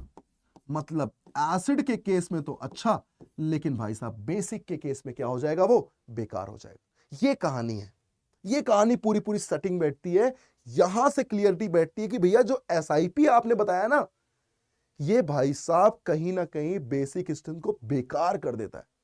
सोचो अगर मैं एक एग्जांपल लेता, देखो एक एग्जांपल लेता, एग्जांपल ऐसा है, मैंने पहले ऑप्शन में लिया NH2 और यहां मैंने दूसरे ऑप्शन में लिया NH2 के साथ मैथिल। अब अगर मुझे इसके बारे में नहीं पता होता, मुझे ये फैक्टर पता ही नहीं होता, तो मैं क्या सोचता कि भैया ये भी लोन पेयर डीलोकलाइज है, ये भी डीलोकलाइज है, लेकिन ये तो कुछ ना कुछ दे रहा है, मतलब बेसिक स्ट्रेंथ बढ़ा रहा है, मतलब 2 की स्टोरी 1 से ज्यादा अच्छी होनी चाहिए थी। ये मैं सोचता। क्या मैं ये गलत सोचता? क्योंकि अब मैंने क्या कर लिया है, अब मैंने SIP पढ़ लिया है, तो मुझे पता लगा कि तुम जो छोटा फैक्टर देख रहे हो ना, ये अपने आप में बहुत बेकार होने वाला है। क्यों? क्योंकि भैया बल्कि ग्रुप के कारण प्रोटोनेशन में रुकावट हो जाएगी। मतलब ये केस है SIP का। अरे भाई वो कम से कम दे तो सकता है, ये तो दे ही नहीं पाएगा, तो बताओ बेसिक स्ट्रेंथ किसकी अच्छी होगी? 1 इज ग्रेटर देन 2। ये सही आंसर होगा। ये है एसआईपी को समझने का तरीका। मेरे ख्याल से आप समझ गए होंगे एसआईपी का क्या मतलब है। अगला पढ़ते हैं। अगला फैक्टर इसी में आता है एसआईपी के बाद एसआईआर। अब समझना है एसआईआर को, सर भी बोल सकते हो इसको। एसआईआर मतलब सर। अब दिमाग लगा सोचते हैं, फिर सोचते हैं बेटा इसको नया कॉन्सेप्ट, नए तरीके से, फुल एनर्जी के साथ सोचते हैं इसको। मजा आ जाएगा अभी देखना। मतलब मैं आपको एक बात बता दूं कि आपको अगर मैं पढ़ा रहा हूं ना, मैं बता रहा हूं आपको चीजें क्लियर करके ही रखूंगा मैं, पीछे नहीं हटने वाले अपन। जब तक क्लियर नहीं होगा, मुझे एक एग्जांपल लेना पड़े, मुझे 10 एग्जांपल लेने पड़े, मैं लूंगा, लेकिन मैं चीजों को क्लियर के ही मानने वाला हूं बस। देखिए, बात करें अगर हम एसआईआर की, तो ध्यान से जरा देखना। एसआईआर के केस में क्या है भैया, पहले मैं इसका फुल फॉर्म बता देता हूं कि एसआईआर का फुल फॉर्म क्या है। एसआईआर का फुल फॉर्म है स्टेरिक इनहिबिशन। आर का मतलब होता है रेजोनेंस। मतलब इसका फुल फॉर्म क्या है? Steric inhibition in resonance. अब सोचो जरा यार कि ये कहना क्या चाह रहा है। ये कहना चाह रहा है कि जो स्टेरिक रिपल्शन है ना, जो बल्की ग्रुप का रिपल्शन है ना, उसकी वजह से, बल्की ग्रुप के रिपल्शन की वजह से रुकावट हो रही है। बल्की ग्रुप के रिपल्शन की वजह से क्या हो रही है? रुकावट हो रही है। और बेटा, रुकावट किस काम में हो रही है? रेजोनेंस में हो रही है। अब सुनने में ऐसा लगता है कि यार रेजोनेंस में रुकावट कर दी, ये तो तुमने बेकार कर दिया भाई, क्योंकि रेजोनेंस तो बहुत अच्छा होता है। अरे रेजोनेंस अच्छा होता होगा, लेकिन एक दानी के लिए अमीर होना जरूरी नहीं है, दान देना जरूरी है। कि वो दान कितना दे रहा है उससे दानी पहचाना जाता है। अमीरी, बहुत बहुत अमीर लोग हैं, दान नहीं दे पाते। वही केस यहां है। सुनना आप, मेरी बात सुनना पूरी तरीके से, बहुत ध्यान से सुनना आप। अब मैं इसको पूरी तरीके से समझाने वाला हूं कि क्या है ये केस, है क्या। ये केस कुछ ऐसा है बेटा कि जैसे मान लीजिए मेरे पास ये नाइट्रोजन मैंने यहां लगा दिया, यहां मैंने नाइट्रोजन लगा दिया, ठीक। और नाइट्रोजन पे मैंने बल्की ग्रुप लगा दिए। क्या मैंने अभी आपको कहा था टर्शरी क्या होता है? टर्शरी एमाइन बल्की होता है। 2 डिग्री भी बल्की होता है, लेकिन 1 डिग्री चलेगा, स्मॉल होता है वो। और मैंने क्या किया, मैंने भाई साहब ये भी बल्की लगा दिया। लो, एक साइड नहीं, दोनों साइड बल्की लगा दिए। एक साइड से काम नहीं होगा, दोनों के दोनों साइड ही बल्की होना चाहिए। क्यों ऐसा मैं कर रहा हूं? क्योंकि एक बात है भैया, ये बल्की मतलब इसका साइज बड़ा, इसका साइज भी बड़ा, इसका साइज भी बड़ा। अब सोचो यार, जब तीनों का साइज बड़ा है और तीनों गजब रिपल्शन कर रहे हैं, एक प्लेनर कंपाउंड है, प्लेनर कंपाउंड में ये भी रिपल्शन, ये भी रिपल्शन, ये भी रिपल्शन, क्या करूं मैं? अगर मैं इधर वाले को रोटेट करता हूं तब भी रिपल्शन होगा दोनों में, इधर वाले को करता हूं तो इन दोनों में हो जाएगा। लेकिन अगर मैं बीच वाले को रोटेट कर दूं तो यार बीच वाले का रोटेशन जो है ना, वो इसके रिपल्सन से भी बच जाएगा, इसके रिपल्सन से भी बच जाएगा। मतलब इसने इसको क्या कर दिया? रोटेट कर दिया। Rotate about it's sigma bond, क्योंकि सिग्मा बॉन्ड के थ्रू रोटेशन क्या होता है? फ्री रोटेशन होता है। इसके थ्रू रोटेशन क्या होता है? फ्री रोटेशन होता है। अब सोचो, इस फ्री रोटेशन से उसको तो मजा आ गया कि भैया नॉन प्लेनर हो गए, कहीं ना कहीं रिपल्सन रुक गया, लेकिन एक जो इंपॉर्टेंट बात थी वो भी हो गई। और वो क्या हो गई? वो ये हो गई बेटा कि इसका जो लोन पेयर है ना, अब वो नॉन प्लेनर हो गया। और जब कोई नॉन प्लेनर हो जाता है तो क्या वो रेजोनेंस में पार्टिसिपेट करेगा? नहीं करेगा। अरे भाई साहब, इस तो बेसिक स्ट्रेंथ के लिए बहुत अच्छी बात हो गई। हम सोच रहे थे कि ये रेजोनेंस में चला जाएगा, इलेक्ट्रॉन दे नहीं पाएगा, लेकिन यार कहानी ऐसी पलटी कि ये रेजोनेंस रुक गया। और रेजोनेंस रुक गया, अब ये लोन पेयर किसी को भी इलेक्ट्रॉन इजीली दे सकता है, बहुत अच्छे से दे सकता है। जो हमने पहली कंडीशन पढ़ी थी, लोकलाइज्ड होना चाहिए, क्या वो लोकलाइज की कंडीशन में आ गया है? मतलब जो SIR है ना, वो कहीं ना कहीं बेसिक स्ट्रेंथ को क्या करता है? बेसिक स्ट्रेंथ को बढ़ाता है।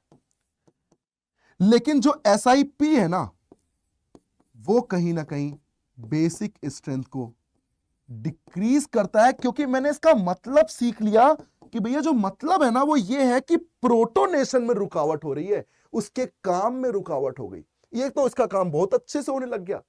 मतलब सर कभी बुरा कर ही नहीं सकते, सर कभी बुरा कर ही नहीं सकते।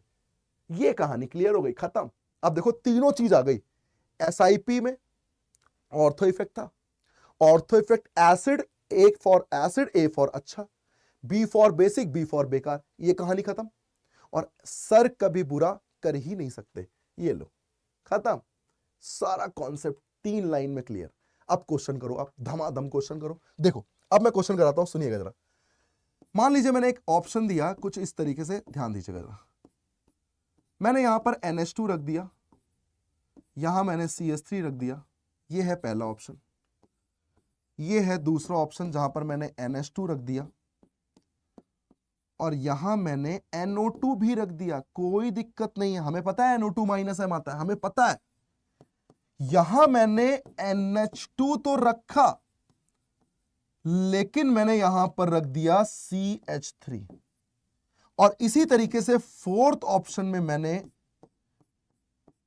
नाइट्रोजन तो रखा, यहां भी बड़ा, यहां भी बड़ा, इधर भी बल्कि, इधर भी बल्कि। ये लो, अब क्वेश्चन आया कि भैया अब बताओ केबी ऑर्डर क्या होगा। अब बताना है कि केबी का जो ये ऑर्डर है ये क्या होगा। तो बात आई कि यार जो पहला ऑप्शन दिया है ना गुरु आपने, उस पहले ऑप्शन में तो भाई एसआईपी लग रहा है, क्योंकि प्रोटोनेशन में रुकावट हो रही है, बल्कि ग्रुप में रिपल्शन है, जिसके कारण वो अपना काम कर ही नहीं पाएगा। मतलब 1 की बेसिक स्ट्रेंथ तो सबसे बेकार हो गई यार। किसी के मन में आ रहा होगा सर यहां तो NO2 खींच, अरे खींच रहा है तो खींचने दो ना भाई, कम से कम बचा हुआ कुछ तो दे पाएगा वो, कम से कम दे तो पाएगा। लेकिन यहां दे ही नहीं पाएगा, चाहे कितना ही रखा हो। यहां देखो आप, यहां भाई साहब हाइपर कॉन्जुगेशन से डोनेट कर रहे हैं, और ये भाई साहब तो लोकलाइज्ड होके बैठे हैं, क्योंकि हमें ऐसा लग रहा था कि रेजोनेंस कर रहा है, लेकिन अभी हमने पढ़ा SIR, ये तो लोकलाइज्ड होके बैठे हुए हैं। तो ये तो सबसे तगड़े हो गए फोर्थ, क्योंकि बाकी सब में तो डीलोकलाइजेशन। अब यहां ज्यादा खींच रहा है, -M से बर्बाद कर देगा। ये भैया कुछ दे रहे हैं, आबाद कर देंगे, तो 3 पहले आ जाएगा और 2 बाद में आ जाएगा। The answer is 4 3 2 1। आपको ये SIP और SIR आई थिंक जितनी कोशिश मैं कर सकता था, मैंने उस पूरी कोशिश से आपको समझाने की है। अब आप इसे थोड़ा सा बढ़िया से समझे, रिवीजन करें टाइम टू टाइम, और भूले नहीं बेटा, ठीक है। चलिए आगे बढ़ते हैं। नेक्स्ट अपना है, इसमें क्वेश्चन देखिए, क्वेश्चन करते हैं थोड़ा SIP SIR के। देखिए ये दिख गया भैया, ऑर्थो इफेक्ट दिख गया, सबसे बेकार। ये भाई साहब इंडक्टिव से डोनेट कर रहे हैं, और ये भाई साहब हाइपर कॉन्जुगेशन से डोनेट कर रहे हैं, क्योंकि मेटा पे इंडक्टिव लगता है, पैरा पे हाइपर लगता है, रेजोनेंस लगता है। खत्म कहानी। C B A सबसे बेकार है, क्योंकि भैया A में क्या लग रहा है, SIP लग रहा है, ऑर्थो इफेक्ट लग रहा है। ऑर्थो बेसिक के लिए B for basic, B for बेकार। अगला क्वेश्चन करते हैं। ये लो भैया, ये अरे भाई साहब ये दे दिया इन्होंने SIR, ये तो भयंकर होने वाला है, बढ़िया होने वाला है। ये दे दिया इन्होंने SIP, बर्बाद कर देगा। और यहां पर एक देगा, दूसरा फिर से इलेक्ट्रॉन डोनेट कर रहा है, मतलब कहीं ना कहीं बेस्ट है। तो भाई साहब एक बात समझ में आई, इस NH2 को आप हटा भी सकते हो, यहां पर ओवरऑल CH3 लगाओ, ठीक है, NH2 नहीं है CH3 है, तो ये हाइपर कॉन्जुगेशन दे रहा है। तो एक बात तो क्लियर है कि वो लोकलाइज्ड है, A तो सबसे पहले आएगा, B सबसे बेकार हो जाएगा, क्योंकि भैया SIP लग रहा है। तो आंसर इज ACB, ये आपका KB का ऑर्डर आ जाएगा। क्या आ जाएगा, KB का ऑर्डर। चलिए अगला देखें। मिक्स है, मिक्स क्वेश्चन है, मिक्स क्वेश्चन है, ध्यान से, गलती नहीं है, बिल्कुल गलती नहीं। सिंपल हो गया भैया, सब में डीलोकलाइज है, सब में डीलोकलाइज है। देखो N कॉलम पे डीलोकलाइज, डीलोकलाइज मतलब रेजोनेंस में पार्टिसिपेट कर रहा है, सब में कर रहा है।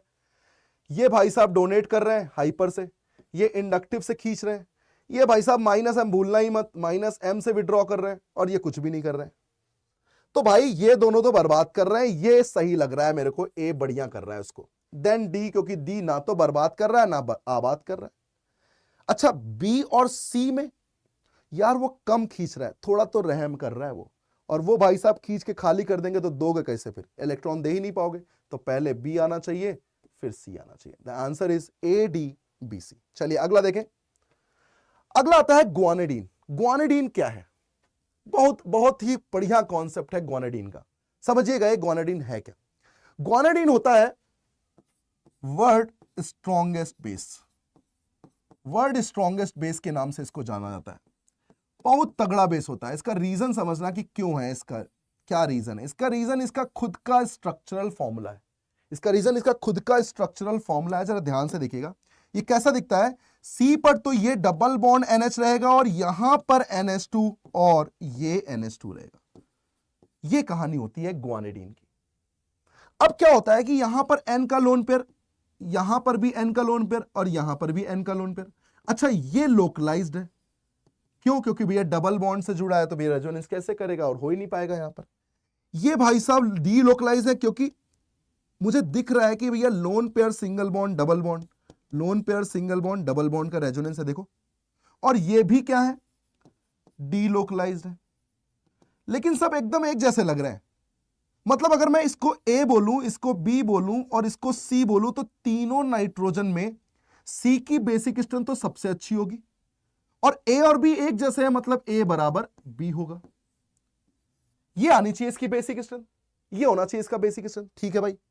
अब एक बात आई कि यार डी लोकलाइज तो कर रहे हैं सर, तो फिर वर्ल्ड स्ट्रॉन्गेस्ट कैसे हो गया? ये तो डी लोकलाइज कर रहे हैं भाई, डी लोकलाइज तो कर रहे हैं, लेकिन डी लोकलाइज होके जो लोन पेयर जा रहा है ना, वो भाई कहीं ना कहीं इसके पास जा रहा है जो पहले से लोन पेयर लेके बैठा है। इलेक्ट्रॉन डेंसिटी गजब बढ़ गई है। और यही नहीं, ये भी इलेक्ट्रॉन पेयर लेके वहीं जा रहा है। मतलब 3 लोन पेयर की पावर हो गई इसके पास। तो सोचो इलेक्ट्रॉन डेंसिटी कितनी तगड़ी होगी। और ये उठा के किसी को इलेक्ट्रॉन दे देगा। मतलब यहां इलेक्ट्रॉन जो डोनेट किया है उसमें क्लियरली पता लग गया कि ये जो है ना, ये वर्ल्ड स्ट्रॉन्गेस्ट बेस है। इसका एक और क्या रीजन हुआ कि भाई रेजोनेंस करके देखते हैं जरा। रेजोनेंस करके देखा तो अब बताओ, डबल बॉन्ड N पे यहां पॉजिटिव आ जाएगा क्योंकि लोन पे डी लोकलाइज किया है, और यहां पर आ जाएगा आपके पास N पे नेगेटिव और ये NH2। एक और रेजोनेंस कर लेते हैं, उस वाले नाइट्रोजन के थ्रू किया तो अब यहां पर डबल बॉन्ड आ जाएगा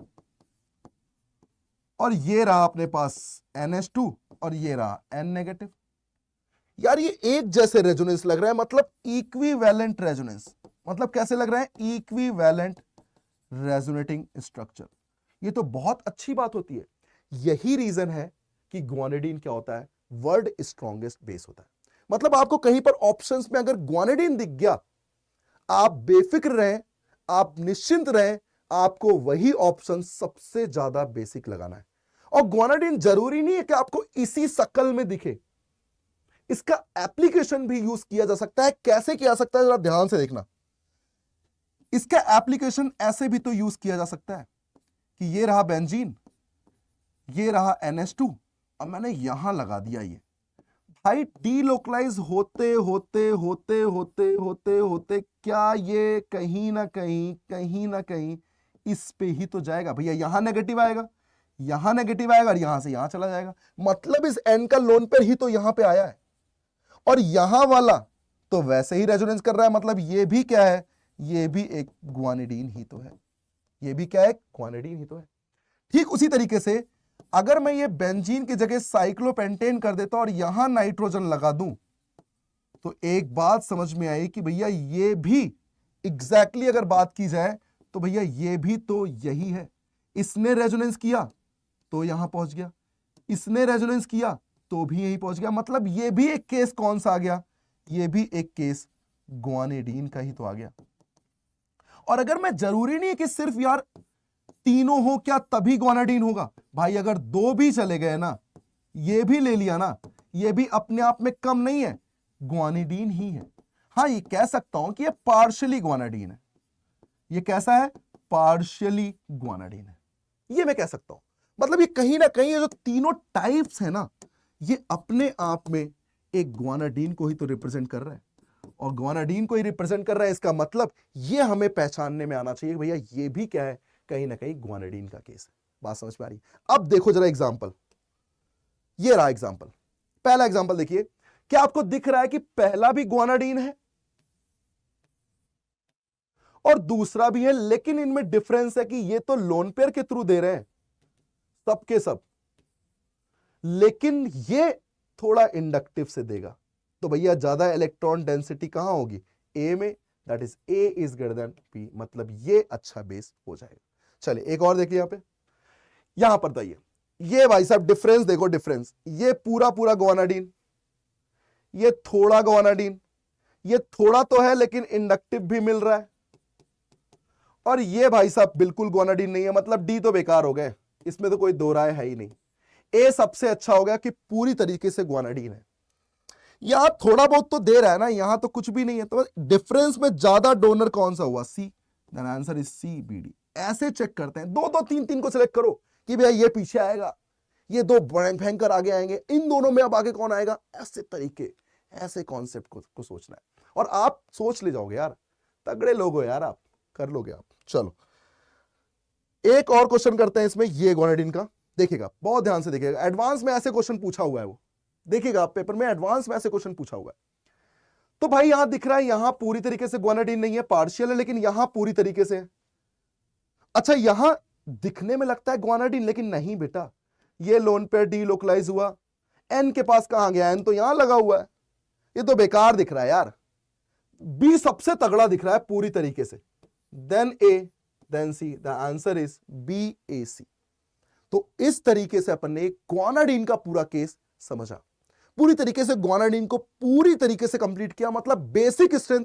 अब इससे ज्यादा एडवांस कभी नहीं पूछ सकता, जितने केसेस एडवांस पूछ सकता था वो सारे बेसिक स्ट्रेंथ के कॉन्सेप्ट हमने इस लेक्चर में कंप्लीट कर लिए। ठीक है, चलिए अब नेक्स्ट पढ़ते हैं। चलिए अब नेक्स्ट पार्ट है अपना, नेक्स्ट पार्ट है सॉल्युबिलिटी। सॉल्युबिलिटी क्या है, मतलब इसमें कैसे क्वेश्चंस पूछे जा सकते हैं, क्या है कॉन्सेप्ट। सॉल्युबिलिटी आपको यह बताता है कि क्या ये कंपाउंड इसमें डिसॉल्व होगा या नहीं होगा, क्या ये कंपाउंड अगर रिएक्शन करेगा तो रिएक्शन फॉरवर्ड जाएगी या नहीं जाएगी, मतलब कहीं ना कहीं रिएक्शन की डायरेक्शन को बताता है, रिएक्शन फिजिबल है या नहीं इसके बारे में बताता है। मतलब सॉल्युबिलिटी का जो कॉन्सेप्ट हम लेकर आए हैं यहां पर, वो एक्चुअल में कॉन्सेप्ट है एसिड बेस रिएक्शन का। किसका है, एसिड बेस रिएक्शन का। जरा समझेंगे कि ये एसिड बेस रिएक्शन का कॉन्सेप्ट है क्या, बहुत बहुत ज्यादा इंपॉर्टेंट है। मैं कह रहा हूं कि एडवांस में एक या दो क्वेश्चन कहीं ना कहीं आता ही आता है, मतलब एक क्वेश्चन तो डन है कि वो कहीं ना कहीं से पूछेगा, मल्टीपल चॉइस में पूछ सकता है, सिंगल करेक्ट में पूछ सकता है, या फिर वो इंटीजर फॉर्म में भी बन सकता है, मतलब ये टॉपिक तीनों फॉर्मेट में पूछा जाता है। तो बहुत ध्यान से समझिए, और बहुत इजी है बेटा, बहुत इजी है। देखिएगा जब हम एसिड बेस की बात करते हैं ना, तो एसिड बेस रिएक्शन ये कहती है कि हमेशा एक रिएक्शन की डायरेक्शन स्ट्रॉन्ग एसिड से वीक एसिड की ओर होती है, स्ट्रॉन्ग एसिड से वीक एसिड की ओर होती है। अब इसमें दो पॉइंट आते हैं कि सर किस एसिड की ये बात कर रहा है, क्या यहां पर दो एसिड होंगे तभी तो कोई स्ट्रॉन्ग होगा और कोई वीक होगा, बिल्कुल सही बात है, दो एसिड होंगे। अब कैसे होंगे जरा ध्यान से देखना बेटा, बहुत ध्यान से देखना। जैसे मैं आपसे बोलूं कि मेरे पास एक कार्बोक्सिलिक एसिड है और यहां पर मैंने ले लिया OH माइनस एक बेस। अच्छा पहचानोगे कैसे कि सर बेस कौन है एसिड कौन है, तो भैया नेगेटिव चार्ज कंटेनिंग हमेशा क्या होगा, बेस होगा, क्योंकि भैया यही तो इलेक्ट्रॉन डोनेट कर सकता है। तो फिर एसिड कौन सा हुआ, ये, मतलब आपको एक एसिड तो मिल चुका है कि सर एक एसिड तो मिल चुका है, ये वीक हो या स्ट्रांग हो इससे मुझे मतलब नहीं है, लेकिन रिएक्शन का एक एसिड गिवन है। जब मैं रिएक्शन करूंगा तो बेटा एक बात बताओ, रिएक्शन करने पर क्या होना चाहिए था, क्या ये बेस कहीं ना कहीं एसिडिक एच को रिमूव करना चाहिए, और एसिडिक एच को रिमूव करने के बाद क्या इसके इलेक्ट्रॉन O पर चले जाएंगे, यही तो प्रोसेस होता है। तो यहां क्या बनना चाहिए था, यहां बनना चाहिए था CH3 COO नेगेटिव, और यहां बनना चाहिए था वाटर। अब फिर बात आई कि सर ये तो एसिड है, एसिड अगर बेस से रिएक्शन करता है तो एसिड फॉर्म करता है कॉन्जुगेट बेस, और बेस क्या फॉर्म करता है H लेकर, एसिड फॉर्म करता है। मतलब सर वाटर तो न्यूट्रल होता है, सर मैं मानता हूं न्यूट्रल होता है, लेकिन इस राइट साइड के पोर्शन में अगर मैं किसी को एसिड बोलना चाहूं तो मैं किसे एसिड बोलूंगा, आप बताइए। नहीं आप बताइए, क्या मैं इसे एसिड बोलूंगा, नहीं बेटा ये तो बेस है ना, नेगेटिव चार्ज कंटेनिंग है, और ये क्या है, ये एसिड है। मतलब मुझे जो दो एसिड चाहिए थे, क्या उसमें से एक एसिड मुझे ये मिल गया है, और एक एसिड मुझे ये मिल गया। तो सबसे पहला काम ये होता है कि मैं एसिड को पहचानूं कि सर दो एसिड कौन से हैं। तो सर हमेशा एसिड बेस में तो दो एसिड बनेंगे, क्यों? एक एसिड एक बेस से रिएक्ट करेगा तो कॉन्जुगेट बेस और कॉन्जुगेट एसिड बनेंगे। मतलब एक तो ये गिवन एसिड है, एक ये फॉर्म हुआ एसिड।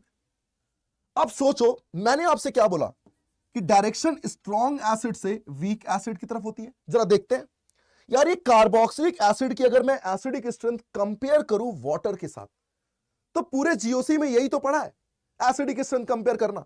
H प्लस को रिमूव करो क्या बनेगा? OH negative. क्या O पे नेगेटिव है? H प्लस को रिमूव करो क्या बनेगा? O negative. क्या O पे नेगेटिव है? सर यहां तो दोनों पे O पे नेगेटिव है, लेकिन इस O नेगेटिव का रेजोनेंस हो रहा है। मतलब अगर रेजोनेंस हो रहा है तो आप सोचिए, क्या मैं नेगेटिव की स्टेबिलिटी यहां सबसे अच्छी बोलूंगा या यहां बोलूंगा? आप बताइए। बिल्कुल सर यहां बोलेंगे। मतलब क्या हुआ? मतलब यह हुआ कि एसिड कौन सा बेस्ट हुआ? ये। और वीक एसिड कौन सा हुआ? ये। रिएक्शन क्या होती है? स्ट्रॉन्ग एसिड से वीक एसिड की ओर। मतलब डायरेक्शन क्या होगी? ये डायरेक्शन होगी। क्या मैं इसे फॉरवर्ड डायरेक्शन बोलूंगा? बिल्कुल सर। मतलब सर रिएक्शन अगर फॉरवर्ड डायरेक्शन में जा रही है तब तो सर ये फिजिबल रिएक्शन होगी। बिल्कुल फिजिबल रिएक्शन होगी। ये क्वेश्चन आता है। अब सोचो यही क्वेश्चन पूछता तो क्या पूछता? बताओ भाई साहब इसकी डायरेक्शन क्या होगी? तो आप क्या बताते कि भाई साहब मैंने चेक किया, इस एसिड की एसिडिक स्ट्रेंथ, इस एसिड की एसिडिक स्ट्रेंथ स्ट्रॉन्ग से वीक जा रहा है, मतलब कहीं ना कहीं ये फॉरवर्ड डायरेक्शन में। अब इसका दूसरा क्वेश्चन क्या हो सकता था? दूसरा क्वेश्चन ये हो सकता था कि सर क्या OH माइनस में एसिटिक एसिड, इसका नाम क्या है? एसिटिक एसिड, क्या OH माइनस में एसिडिक एसिड डिसॉल्व हो सकता है? क्या OH माइनस में एसिडिक एसिड डिसॉल्व हो सकता है? बिल्कुल हो सकता है सर। डिसॉल्व हुआ तभी तो फॉरवर्ड डायरेक्शन में गई है रिएक्शन। मतलब पूछने के दो तरीके हैं, पूछने के दो तरीके हैं। अब सोचो कॉन्सेप्ट क्या निकल के आ रहा है? कॉन्सेप्ट ये निकल के आ रहा है यार कि जिस बेस की आप बात कर रहे हो वही बाद में एसिड बनाने वाला है। मतलब बेस का कॉन्जुगेट एसिड जो होगा, ये गिवन एसिड हमेशा तगड़ा एसिड ही होना चाहिए। गिवन एसिड तो तगड़ा होना ही चाहिए, तभी तो डायरेक्शन फॉरवर्ड जाएगी, वरना रिएक्शन फॉरवर्ड जाएगी नहीं। एक एग्जांपल और समझते हैं तब और क्लियर हो जाएगा। ठीक है, चलिए एक एग्जांपल और समझते हैं, बात समझिएगा। मान लीजिए सर यहां पर मैंने आपको दिया एक एल्कोहल CH3OH, ठीक, और मैंने रिएक्शन की NaNH2 के साथ। बेटा NaNH2 क्या है? यहां तो सर माइनस दिख ही नहीं रहा। बेटा NaNH2 का मतलब होता है Na प्लस NH2 माइनस। मतलब सर ये माइनस कंटेनिंग है, ये एसिडिक H कंटेनिंग है। मतलब सर मुझे एसिड भी दिख गया और मुझे बेस भी दिख गया। ठीक है सर। अब रिएक्शन कैसे होगी? भैया बेस क्या करता है? बेस कहीं ना कहीं एसिडिक H को रिमूव करता है और नेगेटिव क्रिएट करता है। मतलब अब मेरे पास आ गया CH3O नेगेटिव और यहां बन गया अमोनिया। सर राइट साइड में एसिड कैसे पहचाना आपने? तो भाई नेगेटिव कंटेनिंग तो बेस होता है और ये गिवन एसिड का कॉन्जुगेट बेस ही तो है और ये बेस का कॉन्जुगेट एसिड है। तो भाई साहब मुझे दो एसिड मिल गए, एक ये और एक ये। बताओ स्ट्रॉन्ग एसिड कौन है, अल्कोहल या अमोनिया? तो भाई साहब H को रिमूव करो, ये O नेगेटिव है, वो N नेगेटिव है। किसका नेगेटिव स्टेबल है? O नेगेटिव का। मतलब सर अभी भी ये क्या है? स्ट्रॉन्ग एसिड और ये क्या है? Weak acid. रिएक्शन कहां जाएगी? स्ट्रॉन्ग से वीक। मतलब रिएक्शन क्या होगी? ये हो जाएगी रिएक्शन की डायरेक्शन। मतलब क्या ये रिएक्शन फिजिबल है या नहीं? बिल्कुल फिजिबल है, बिल्कुल फिजिबल है। तो कहने का मतलब क्या हुआ कि अगर मेरा क्वेश्चन ये पूछा जाता कि भैया NaNH2 में सॉल्युबल कौन कौन से होंगे, तो NaNH2 से कौन सा बन रहा है एसिड? अमोनिया। तो भैया जो भी अमोनिया से ज्यादा एसिडिक होंगे, जो भी कंपाउंड अमोनिया से ज्यादा एसिडिक होंगे, वो सबके सब NaNH2 में क्या होंगे? NaNH2 में सॉल्युबल होंगे। ये कॉन्सेप्ट आ गया, ये कॉन्सेप्ट निकल के आया। मान लो क्वेश्चन ऐसा होता, NaOH में सॉल्युबल कौन होगा? तो NaOH में क्या होगा? भैया Na प्लस OH माइनस। अगर OH माइनस H प्लस लेता है तो क्या वो वाटर फॉर्म करेगा? मतलब NaOH में वो सॉल्युबल होगा जो वाटर से ज्यादा एसिडिक हो। NaNH2 में वो सॉल्युबल होगा जो अमोनिया से ज्यादा एसिडिक हो। पहचान कैसे रहे हो सर आप बता कैसे रहे हो कि इससे ज्यादा एसिडिक होगा तो ये सॉल्युबल है? भाई मैं सिर्फ H+ को जोड़ रहा हूं बस, और कुछ नहीं कर रहा हूं, और कुछ भी नहीं कर रहा हूं। NaNH2 में H जोड़ा तो अमोनिया बन गया, मतलब अमोनिया से ज्यादा एसिडिक। NaOH में जोड़ा तो H जोड़ते ही वाटर बन गया, वाटर से ज्यादा एसिडिक। यही तो कॉन्सेप्ट पढ़ा है। NaOH, इस OH माइनस को मैं ये भी तो लिख सकता था NaOH, मतलब NaOH में कौन सॉल्युबल होगा? जो वाटर से ज्यादा एसिडिक हो, तभी तो ज्यादा से कम की तरफ रिएक्शन जाएगी, तभी तो स्ट्रॉन्ग एसिड से वीक एसिड की तरफ रिएक्शन जाएगी। अब मेरा क्वेश्चन सुनिएगा, अब मेरा क्वेश्चन सुनिएगा बड़ा ध्यान से। मुझे बताइए, अगर मैं आपसे पूछूं C triple bond C minus में कौन सॉल्युबल होगा, तो दिमाग लगाना बेटा। जैसे ही इसने H लिया होगा, किसी का भी H लिया होगा, ये इथाइन बनाया होगा, मतलब सर इथाइन से ज्यादा एसिडिक जो भी रहे होंगे तो वो हो गया स्ट्रॉन्ग एसिड, ये हो गया वीक एसिड। तो मुझे बताओ क्या रिएक्शन स्ट्रॉन्ग से वीक की तरफ जाएगी? मतलब रिएक्शन फॉरवर्ड चली जाएगी। मतलब जिसमें भी सॉल्युबिलिटी पूछे उसका कॉन्जुगेट एसिड बनाओ, उससे तगड़ा एसिड होना चाहिए। जैसे मैं यहां पर एग्जांपल लूं, अल्कोहल ही ले लेता हूं, चलो बताओ क्या अल्कोहल इसमें सॉल्युबल होता? बिल्कुल होता सर, क्योंकि इथाइन से ज्यादा एसिडिक है, O माइनस वो C माइनस एसिडिक है। मतलब कहीं ना कहीं यहां पर ये H+ लेता तो क्या बनाता ये, और यहां पर क्या बन जाता CH3O माइनस। मतलब कहानी में ये क्लियर हो गया कि भाई साहब जिसमें भी सॉल्युबिलिटी पूछे उसका कॉन्जुगेट एसिड बनाओ, उससे तगड़ा एसिड होना चाहिए। खत्म, कहानी खत्म। जरा एक एग्जांपल देखना, आप बताना रिएक्शन फॉरवर्ड जाएगी या बैकवर्ड, आपको बताना है बेटा। बहुत ध्यान से देखिएगा, बहुत ही ध्यान से देखिएगा। मैं यहां ले रहा हूं, बहुत ध्यान से, मैं यहां ले रहा हूं C2H5OH और मैं यहां ले रहा हूं NaOH। मतलब सर आप NaOH में सॉल्युबिलिटी पूछ रहे हो, मतलब सर अगर वाटर से ज्यादा एसिडिक ये हुआ तब तो सॉल्युबल होगा, वरना नहीं होगा। यही कहानी तो पूछ रहे हो आप। मतलब यहां से अगर H निकालूंगा तो क्या निकलेगा भाई? C2H5O माइनस, और यहां बन जाएगा वाटर। अब जरा कंपेयर करो, अगर तुम्हें ये कंपेयर करना नहीं आता तब तो कहानी ही तुम्हारे लिए नहीं है। अगर तुम्हें कंपेयर करना ये नहीं आता तो ये तुम्हारे लिए कहानी है ही नहीं। तुम पहले ये सीखो एसिडिक स्ट्रेंथ, जो हमने इसी लेक्चर में, इसके जस्ट प्रीवियस लेक्चर में पढ़ा हुआ है, वो सीखो पहले आप। तो कहने का मतलब हुआ कि भैया ये जो अल्कोहल है ना, ये जब O माइनस बनेगा और वो जो O माइनस बनेगा वो भी लोकलाइज्ड है, ये भी लोकलाइज्ड है, लेकिन यहां कुछ डोनेट करने वाले ग्रुप लगे हुए हैं, और डोनेट करने वाले ग्रुप लगे हुए तो सर ये O नेगेटिव तो कभी चाहता ही नहीं कि उसको डोनेट करने वाले ग्रुप हो, और यहां लोकलाइज्ड है। तो क्या अब ये स्ट्रॉन्ग एसिड हो गया और ये वीक एसिड हो गया? अब बताओ क्या रिएक्शन फॉरवर्ड जाएगी या बैकवर्ड? तो अब क्लियर पता लग गया कि सर अब मैं पहचान सकता हूं कि आप डायरेक्शन निकाल कैसे रहे हो। ये मैं क्लियरली अब समझ चुका हूं। क्या आपको ये बात पूरी तरीके से क्लियर हो चुकी है? चलिए आगे बढ़ते हैं। नेक्स्ट अपना आता है सॉल्युबिलिटी इन NaOH। देखो अभी फिर से वही बात आ गई, NaOH में सॉल्युबल कौन होगा? Which is more acidic then, which is more acidic then water. जो भी वाटर से ज्यादा एसिडिक होगा वो सब NaOH में सॉल्युबल होगा। और भाई साहब एक बात ध्यान रखना, एक मेथनॉल ही है एक लौता अल्कोहल, मेथनॉल है एक लौता अल्कोहल जो वाटर से ज्यादा एसिडिक होता है। लेकिन अगर मैं किसी और अल्कोहल की बात करूं, किसी भी अल्कोहल की बात करूं, तो बेटा वो सारे अल्कोहल वाटर से क्या होते हैं? लेस एसिडिक होते हैं। मतलब अगर मैं बात करूं C2H5OH की, तो भैया अभी मैंने बताया आपको वाटर ज्यादा एसिडिक होगा। मैं बात करूं C3H7OH की, तो भैया अभी मैंने आपको बताया कि सारे के सारे अल्कोहल, मैं पूछूं बेंजाइल अल्कोहल है तो ये अल्कोहल ही ना, चाहे कोई भी अल्कोहल हो वो वाटर से लेस एसिडिक ही होता है, वो वाटर से लेस एसिडिक ही होता है। सिर्फ एक लौता कौन सा? मेथनॉल। ये आप ध्यान रखना कि अगर मेथनॉल है तो भैया वो वाटर से ज्यादा एसिडिक होता है। अच्छा किसी ने कहा सर आप एक बात बताओ, फिनॉल के बारे में आप क्या कहते हो? फिनॉल क्या होना चाहिए, वाटर से ज्यादा एसिडिक होना चाहिए या कम? तो भाई एक बात बताइए, अगर मैं फिनॉल की बात करूं तो क्या फिनॉल में ऑक्सीजन पे माइनस लगेगा? सही बात है। जब बताओ ऑक्सीजन में माइनस लग रहा है, यहां भी माइनस लग रहा है, लेकिन यार ये तो डीलोकलाइज करेगा, ये तो लोकलाइज्ड है, इसको तो रेजोनेंस मिल रहा है। सर ये ज्यादा एसिडिक होना चाहिए। मतलब कहानी में जो भी फिनॉल डेरिवेटिव होंगे, जो भी फिनॉल डेरिवेटिव होंगे, क्या वो सारे इसमें सॉल्युबल होंगे? इसका मतलब यहां पर मैं एक बेसिक पॉइंट लिख सकता हूं, फिनॉल एंड इट्स डेरिवेटिव,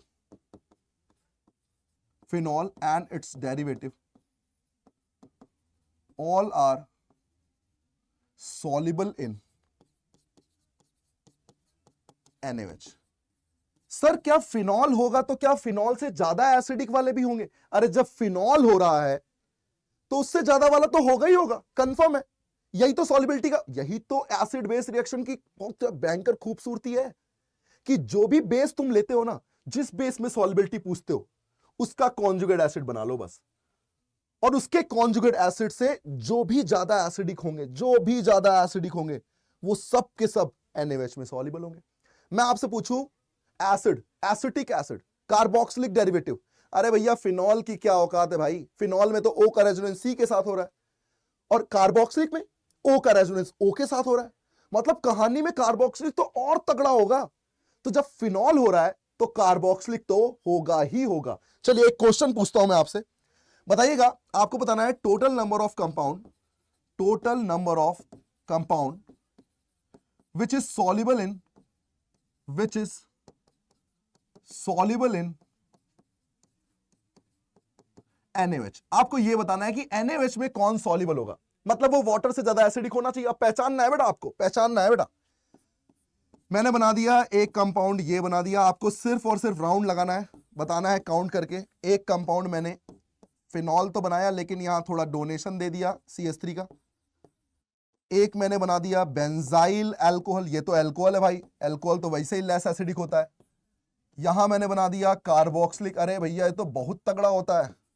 यहां मैंने बना दिया सल्फोनिक, अरे भाई साहब सल्फोनिक में तो भाई साहब O का रेजोनेंस 3 बार होता है, मतलब कहीं 2 बार होता है, कहीं ना कहीं ये तो इससे भी तगड़ा है।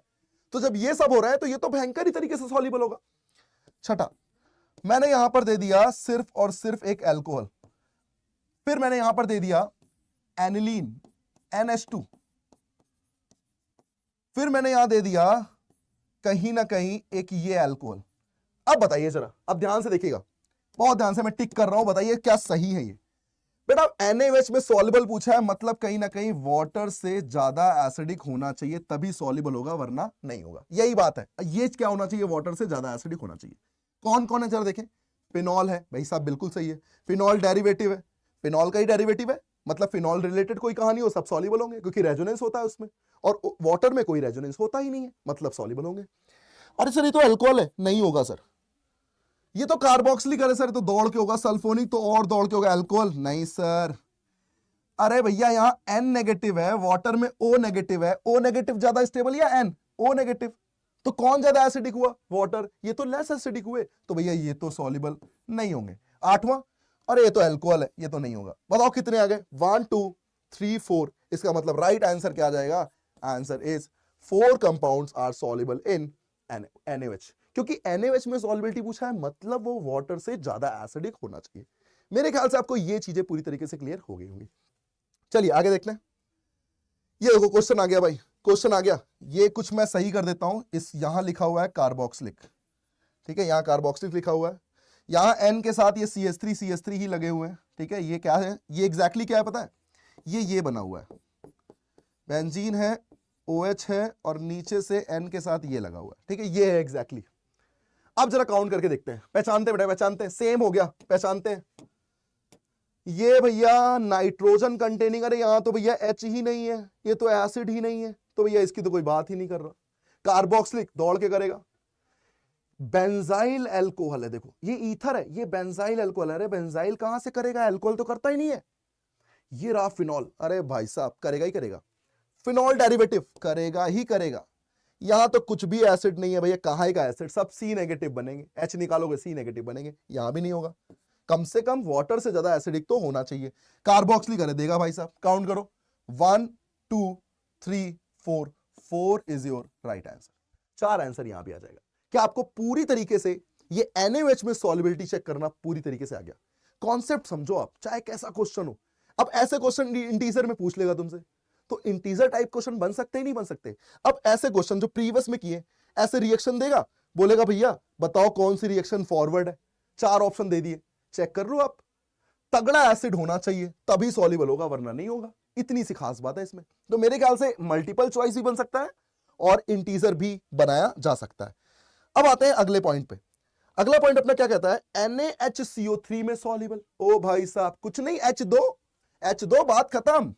NaCO3 कैसा दिखता है, ये ऐसा दिखता है Na+, O-, C double bond O और ये रहा OH, मतलब ऐसा दिखता है।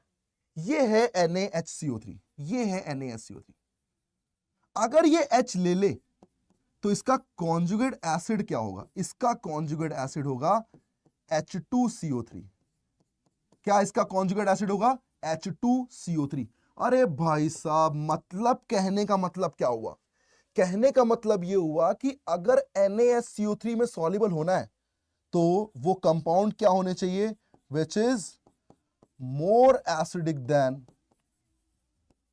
H2CO3। जो भी H2CO3 से ज्यादा एसिडिक है वो सबके सब क्या होंगे, NaSCO3 में सॉल्युबल होंगे। अब पहचानना यह है कि इससे ज्यादा एसिडिक होता कौन है, यह पहचानना है। अब देखिए मैं आपको सिखा देता हूं ये कौन है। देखिए आप, बहुत इजी है।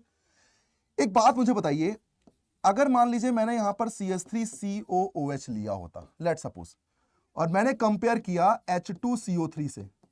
अब मैं आपसे पूछूं कि एसिडिक स्ट्रेंथ का ऑर्डर क्या होना चाहिए, जरा ध्यान से देखना, क्योंकि कुछ बच्चे यहां गलती करेंगे। क्यों, बच्चों को यह लगता है कि यार जितने ज्यादा एसिडिक H होते हैं उतना वो एसिडिक होता है। नहीं बेटा, वो थोड़ी होता है। भैया यहां 3 H दे दूं एसिडिक, ये थोड़ी ज्यादा एसिडिक होगा। स्टेप फॉलो करो, स्टेप, जो स्टेप मैंने आपको बताए हैं। कौन से थे वो स्टेप, जरा बताइए जरा, कौन से स्टेप थे। सबसे पहले भैया आपने H हटाया था, नेगेटिव लगाया था। आपने H हटाया था, कहां से हटाऊं भैया, दोनों में से किसी एक का हटा लो, बात एक ही है। मतलब सर ये कार्बोक्सिलिक वाला रेजोनेंस तो मिलना ही चाहिए। भैया दोनों में कार्बोक्सिलिक वाला रेजोनेंस है, मतलब कहीं ना कहीं अब एक बात समझ में आती है कि यार ये जो कंपाउंड है इन्हीं में कंपेयर करके देखना होगा कि कौन सा नेगेटिव को स्टेबल कर रहा है और कौन सा अनस्टेबल कर रहा है। यार एक बात बताओ, कार्बोक्सिलिक में रेजोनेंस तो सेम हो रहा है ना, यहां भी वही रेजोनेंस है, यहां भी वही रेजोनेंस है, लेकिन ये CH3 ये इंडक्टिव के थ्रू डोनेट कर रहा है, थोड़ा थोड़ा डोनेट कर रहा होगा। लेकिन क्या नेगेटिव को डोनेट करने वाला चाहिए, नहीं चाहिए। अच्छा यहां OH, ओ भाई साहब ये तो लोन पेयर से डोनेट कर रहा है, मतलब कहीं ना कहीं ये +M से डोनेट कर रहा है। जब उसको डोनेट करने वाला चाहिए ही नहीं, तुम उसको फुल डोनेट किए जा रहे हो, तो बताओ क्या कार्बोक्सिलिक डेरिवेटिव जो भी होगा वो इनसे ज्यादा एसिडिक होगा। क्यों, ये तो हमेशा +M से डोनेट कर रहे होंगे, वो थोड़ी डोनेट कर रहे हैं +M से। मतलब एक सिंपल सी बात बताऊं आपको, कार्बोक्सिलिक एसिड हो और कोई भी कार्बोक्सिलिक एसिड हो, तो क्या मैं कह सकता हूं अगर ये 1 होता, ये 2 होता, तो एसिडिक स्ट्रेंथ अगर आपका 2 ग्रेटर देन 1 आ रहा है तो आप गलत कर रहे हो बेटा। आप यही देख रहे थे कि कितने H है, ऐसे नहीं देखते। H+ को रिमूव करो, नेगेटिव क्रिएट करो, और नेगेटिव की जो स्टेबिलिटी होगी वही एसिडिक स्ट्रेंथ की ऑर्डर होगा, वही तो हम करते हैं। ठीक है भाई। अच्छा यहां तो सर 1 इज ग्रेटर देन 2 आ गया, मतलब कहना आप ये चाह रहे हो कि जो भी कार्बोक्सिलिक डेरिवेटिव है, कार्बोक्सिलिक एंड इट्स डेरिवेटिव। मैं ऐसा क्यों कह रहा हूं सर, मैं ऐसा इसलिए कह रहा हूं सर क्योंकि कार्बोक्सिलिक में ही ये वाला रेजोनेंस मिलता है जो इसमें मिल रहा है। एडिशनल देने पर तो वह बर्बाद कर रहा है, यहां कम एडिशनल है तो कम से कम आबाद तो है। तो कहने का मतलब मैं इसलिए कार्बोक्सिलिक डेरिवेटिव बोल रहा हूं क्योंकि ऐसा रेजोनेंस कहां मिलता है, कार्बोक्सिलिक डेरिवेटिव। अच्छा फिनॉल में हो सकता है क्या, फिनॉल में, फिनॉल में नहीं होता, क्योंकि फिनॉल में रेजोनेंस O का C के साथ होता है। इन सब में रेजोनेंस O का O के साथ हो रहा है, तो ज्यादा स्टेबल है ना भाई। ये O का C के साथ रेजोनेंस कम स्टेबल, C पे नेगेटिव जाएगा। O का O के साथ रेजोनेंस O पे ही जा रहा है, मतलब ये वाले सॉल्युबल होने चाहिए क्योंकि यही ज्यादा एसिडिक होते हैं। तो कार्बोक्सिलिक एंड इट्स डेरिवेटिव और मोर एसिडिक देन कार्बोक्सिलिक, क्योंकि भैया जब ये है तो इससे ज्यादा एसिडिक भी होना चाहिए, मोर एसिडिक देन कार्बोक्सिलिक। ये सारे के सारे क्या होंगे, आर soluble in NaHCO3। ये कहानी आती है, मतलब NaHCO3 में तगड़ा एसिड हो जो कि कार्बोक्सिलिक के बराबर हो या कार्बोक्सिलिक से ज्यादा हो, इससे कम वाला तो नहीं होगा सॉल्युबल, क्योंकि भैया मोर एसिडिक से लेस एसिडिक रिएक्शन जाती है। वो H2CO3 बनाएगा तो लेस होना चाहिए, तो ये मोर कब होगा, जब उससे तगड़ा होगा। और उससे तगड़ा कौन होता है? या तो कार्बोक्सिलिक वाले या उसके डेरिवेटिव, या फिर कहीं ना कहीं डेरिवेशन लिख दिया है, यहां पर डेरिवेटिव लिखना चाहिए था, carboxylic and it's derivative, it's derivative. तो कहने का मतलब ये हो रहा है सर कि आप ये कहना चाह रहे हो कि जो भी आप बेस लेते हो ना, उसका कॉन्जुगेट एसिड बना लो, वो वीक होना चाहिए और गिवन वाला तगड़ा होना चाहिए। जैसे क्वेश्चन करते हैं, एक क्वेश्चन में समझ में आ जाएगा। देखिए मैं पूछ रहा हूं NaSCO3 में सॉल्युबिलिटी पूछ रहा हूं, ठीक है, NaSCO3 में सॉल्युबिलिटी पूछ रहा हूं, आपको नंबर बताना है कि कितने सॉल्युबल होंगे। एक खास बात मैं आपको बता दूं कि कार्बोक्सिलिक एसिड के बराबर जो एसिडिक स्ट्रेंथ होती है ना, वो लगभग लगभग पैरा नाइट्रोफिनॉल की भी होती है, पैरा नाइट्रोफिनॉल। ये ध्यान रखना बेटा आप, ऑर्थो की नहीं होती। अगर मैं बात करूं ना कि यार कार्बोक्सिलिक से कम, अगर मैं बात करूं ये है कार्बोक्सिलिक और ये है पैरा, पैरा की जगह मैंने ऑर्थो लगा दिया, तो ऑर्थो वाला लेस होता है, ऑर्थो वाला ज्यादा नहीं होता, लेकिन पैरा वाला लगभग लगभग उसके बराबर होता है। तो बताओ क्या ये भी इसके साथ सॉल्युबल हो सकता है? हाँ, लेकिन ऑर्थो वाला नहीं हो सकता। अच्छा, किसी ने कहा सर एक काम करो ना, 2 नाइट्रो लगा दो। अरे भाई जब एक नाइट्रो वाला गेम कर रहा है तो 2 नाइट्रो वाला तो आराम से करेगा, क्योंकि उसमें 2 माइनस लग रहा है, इसका मतलब वो भी सॉल्युबल होगा। अच्छा सर 3 नाइट्रो वाला, मतलब सर ये वाले पॉइंट अपने को ध्यान रखने चाहिए कि यार 3 नाइट्रो लग गए तो भैया -3 लग गए, मतलब ये तो और तगड़ा एसिड हो गया, मतलब ये भी क्या होगा? सॉल्युबल होगा। तो नाइट्रो के केस में ये पॉइंट मैं इसलिए बता रहा हूं क्योंकि जनरली इंटीजर में जेई ने पूछ रखा है एक बार, पैरा वाला देता है लेकिन ऑर्थो वाला कभी नहीं देता। ध्यान रखना, ऑर्थो वाला नहीं देता लेकिन पैरा वाला लगभग लगभग उसके बराबर होता है, इसलिए वो दे देता है। अब क्वेश्चन ये है, अब क्वेश्चन यही रिपीट कर रहा हूं मैं कि आपको बताना है total number of compound, total number of compounds which is soluble in, which is soluble in NaSCO3। बताओ कौन कौन है जो NaSCO3 में सॉल्युबल होंगे, मतलब कहीं ना कहीं कार्बोक्सिलिक डेरिवेटिव हो या वो पैरा नाइट्रोफिनॉल हो या उससे ज्यादा एसिडिक हो, ऑर्थो वाला नहीं होना चाहिए। सही बात है क्या? चलो देखो ध्यान से देखो जरा। सर मैंने एक ये बना दिया, ये वाला कार्बोक्सिलिक, एक मैंने सर ये बेंजीन वाला बना दिया सर, एक मैंने भाई साहब ये सिर्फ फिनॉल दे दिया है, एक मैंने सर बेंजाइल अल्कोहल दे दिया है, एक मैंने सर ऑर्थो नाइट्रोफिनॉल दे दिया है, एक मैंने पैरा नाइट्रोफिनॉल दे दिया है, एक मैंने 2 नाइट्रो लगा दिए, एक जगह मैंने भाई साहब 3 नाइट्रो लगा दिया। सारे कंफ्यूजन अभी दूर कर दूंगा, मैं बता रहा हूं आपको, बस ध्यान से देखते रहो। और एक जगह मैंने सल्फोनिक लगा दिया। तो भैया जब कार्बोक्सिलिक दे रहा तो सल्फोनिक सोचते भी तगड़ा है, वो तो देगा ही देगा। सही बात है कि नहीं है? अब जरा चेक करते हैं, जरा चेक करते हैं। पहला वाला कार्बोक्सिलिक है भैया, देगा ही देगा। दूसरा वाला कार्बोक्सिलिक है, देगा ही देगा। फिनॉल O का C के साथ है, H2CO3 जब बनाते हो ना इसका कॉन्जुगेट एसिड, तो भैया H2CO3 में कम से कम कार्बोक्सिलिक जैसा रेजोनेंस तो होना ही चाहिए। इनमें कहां होता है? नहीं देगा। ए भैया ये तो बिल्कुल, ये तो NaOH में सॉल्युबल नहीं था, NaSCO3 में कहां से हो जाएगा? ऑर्थो वाला नाइट्रो तो देता नहीं है लेकिन पैरा वाला देता है। 2 नाइट्रो देते हैं, 3 लग गए देते हैं, सल्फोनिक है देते हैं। 3 यहां से हो गए, 4 2 6। आंसर क्या आना चाहिए? 6 compound are soluble in NaSCO3। ये है टोटल कॉन्सेप्ट, ये है पूरे के पूरे तरीके से NaSCO3 वाला कॉन्सेप्ट। अब जरा एक क्वेश्चन देखो, जरा बहुत तगड़ा क्वेश्चन था ये। क्वेश्चन है जेई 2012 का।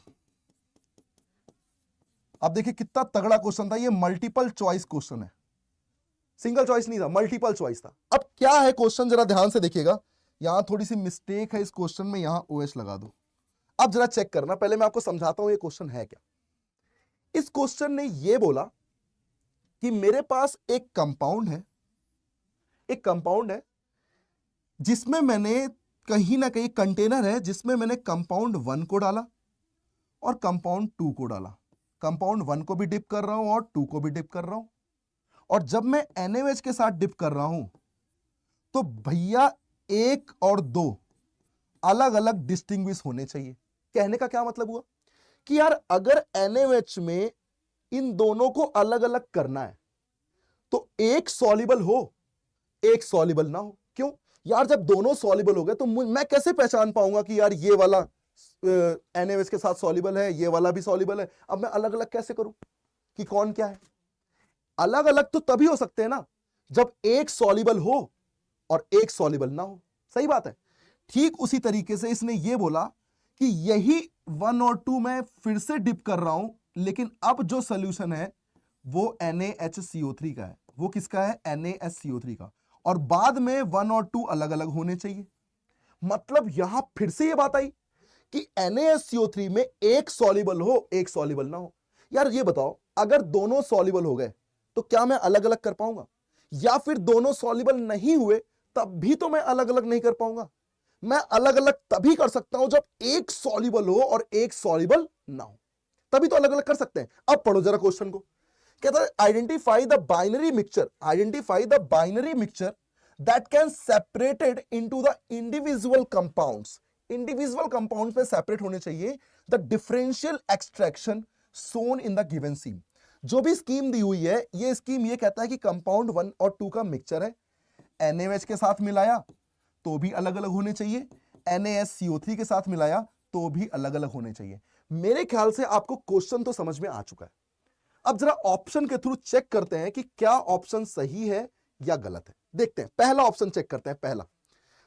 पहला हम चेक करते हैं जरा NaOH के साथ। ध्यान से देखिएगा भैया, NaOH के साथ फिनॉल, अरे ये तो O का C के साथ रेजोनेंस है, क्या वाटर से ज्यादा एसिडिक है? अभी देखा था NaOH में कौन सॉल्युबल होता है, फिनॉल या उसका डेरिवेटिव।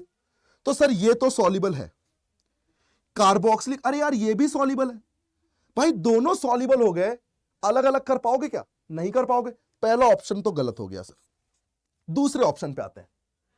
पहले किसको चेक करें? NaOH को चेक कर लें। चलो NaOH को चेक कर लेते हैं। जरा NaOH के साथ करो। यार ये तो एसिड है, ये तो सॉल्युबल होता है।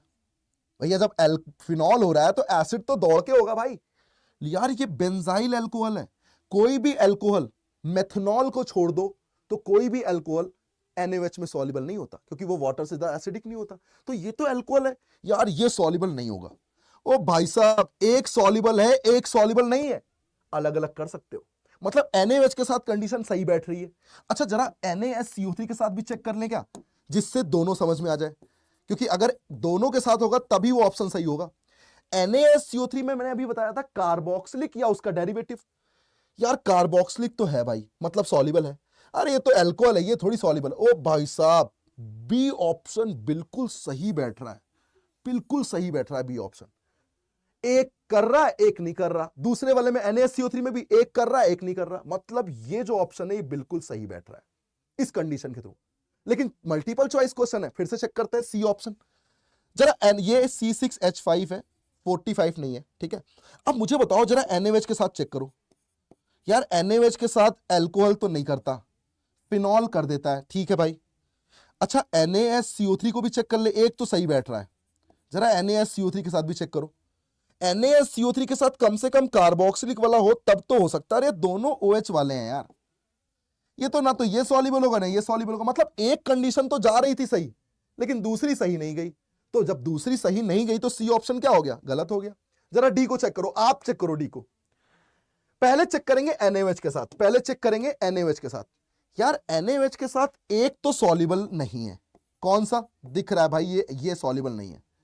कार्बोक्सिलिक वाला सॉल्युबल है, ठीक है भाई। अच्छा NaSCO3 के साथ कम से कम एसिड वाला होना चाहिए। यार एसिड वाला, ये तो अल्कोहल, ये तो सॉल्युबल नहीं होगा। ये एसिड वाला रही, ये तो सॉल्युबल होगा। ओ भाई ये तो बिल्कुल सही बैठ रहा है। एक सॉल्युबल हो रहा है एक नहीं हो रहा है। NaSCO3 के साथ भी एक हो रहा है एक नहीं हो रहा। मतलब डी ऑप्शन भी बिल्कुल सही हो गया। मतलब यहां आंसर आना चाहिए था बी और डी, ये ऑप्शन आना चाहिए। सोचो क्वेश्चन कितना शानदार है, लेकिन क्वेश्चन का कॉन्सेप्ट कितना छोटा सा था। देखो उस छोटे कॉन्सेप्ट को समझा, इतने बड़े स्ट्रक्चर को बना के दे दिया, बच्चा ऐसे ही डर गया कि पता नहीं क्या क्वेश्चन दिया है, पता नहीं क्या ही था क्वेश्चन में, लेकिन कुछ था क्वेश्चन में। अब आपको मुझे बताओ कि आपको ये पूरा कॉन्सेप्ट सॉल्युबिलिटी का, मेरे ख्याल से आपको ये कॉन्सेप्ट समझ में आ गया होगा। एक छोटा सा कॉन्सेप्ट और बताता हूं, जरा सुन के जाइए उसको। भैया यहां पर अगर मैं बात करूं कि कोई एसिड है, अगर वो NaHCO3 में सॉल्युबल हो रहा है, Na+, O-, COOH। क्या लिखा हुआ है ये? NaHCO3 लिखा हुआ है। अगर ये NaHCO3 में सॉल्युबल हुआ तो भाई ये जो H लेगा ना, इस H को लेते ही ये बनेगा RCOO नेगेटिव और ये बन जाएगा H2CO3। ओ भाई H2CO3 तुमको देखने में लग रहा है ये है। सेम कार्बन पे दो OH अनस्टेबल होते हैं, सेम कार्बन पे दो OH अनस्टेबल होते हैं, तो फिर सर स्टेबल कैसे करोगे इसको? तो भाई साहब होता क्या है, जब सेम कार्बन पे दो OH आते हैं ना, तो भाई वहां से वाटर रिलीज हो जाता है, और वाटर रिलीज हो गया तो भाई साहब ये वैलेंसी तो इस पे चली जाएगी, ये वैलेंसी किस पे चली जाएगी? इस पे, और बन जाएगा CO2। एक डबल बॉन्ड पहले से था, एक और बन जाएगा। मतलब सर अगर कोई कंपाउंड NaSCO3 में सॉल्युबल होगा ना, तो पक्की बात है ये बनेगा, और ये बनेगा तो CO2 बनेगा। मतलब सर कौन सी गैस रिलीज होगी? CO2 गैस रिलीज होगी। लेकिन वो CO2 का कार्बन कार्बोक्सिलिक वाला थोड़ी होगा। बच्चे बड़ा कंफ्यूज होते हैं, बच्चों को लगता है यार कार्बोक्सिलिक से ही CO2 आया होगा। अबे यार ये इसने लिया है H, ये बनाया है H2CO3, मतलब ये वाला कार्बन है। अगर इसको मैं स्टार बोल दूं तो ये भी स्टार होगा, ये भी स्टार कार्बन होगा, और ये भी स्टार कंटेनिंग होगा, और CO2 भी क्या होगा? Star containing. मतलब ये यहां से नहीं, यहां से निकल रहा है। अगर यहीं पर मैं सल्फोनिक दे देता तो क्या तुमको लगता है SO2 गैस निकलनी चाहिए? अरे क्यों निकलनी चाहिए सर? जब NaSCO3 के साथ सॉल्युबल है, बिल्कुल सर सॉल्युबल है, तो भैया CO2 ही तो निकलेगी। और वो CO2 में कौन सा कार्बन है? यही वाला कार्बन तो है। मतलब कौन सी गैस होगी? वो CO2 गैस ही होगी, SO2 नहीं होगी। ये क्वेश्चन मल्टीपल चॉइस में जेई में आ चुका है। उसमें दिया हुआ था CO2 CO2 CO2 SO2, बच्चा कंफ्यूज हो गया। ए सल्फोनिक दिया, बच्चा सोचा, बच्चा दिमाग लगा रहा है यार सल्फोनिक है, ओ भाई SO2 तो नहीं होगा। यहां घुमा दिया उसने, दोनों में CO2 निकल रहा था। और एक ऑप्शन पता क्या दिया? उसने कार्बोक्सिलिक के कार्बन को दे दिया। कार्बन 12 लिया था, कार्बन 14 लिया था, बोला कार्बन 12 का CO2, बच्चा लगा के चला आया कि कार्बन 12 का CO2। अरे नहीं भाई, रिएक्शन कहां से हो रही है? यहां से। CO2 कहां से निकल रहा है? यहां से। तो भैया यहां वाला कार्बन CO2 निकालेगा ना, ये थोड़ी निकालेगा। लेकिन कब निकलेगा? जब वो सॉल्युबल होगा, जब रिएक्शन फॉरवर्ड जाएगी, जब ये बनेगा। सही बात है कि नहीं है? अब मैं आपसे क्वेश्चन करा रहा हूं, जरा सुनिएगा, बहुत ध्यान से सुनिएगा बेटा। क्वेश्चन बोला गया कि भैया ये है आपके पास कार्बोक्सिलिक एसिड। बहुत ध्यान से सुनना क्वेश्चन को, बहुत बढ़िया क्वेश्चन है। ये था आपके पास कार्बोक्सिलिक एसिड, इसके साथ रिएक्शन हुई NaHCO3 की, लेकिन यहां NaHCO3 में कार्बन 14 था, और एक बार रिएक्शन हुई NaHCO3 की, यहां पर जो CO3 है वो कार्बन 12 वाला ही है। ये निकली गैस A, ये निकली गैस B, और आपसे पूछा गया molecular weight of gas A plus gas B।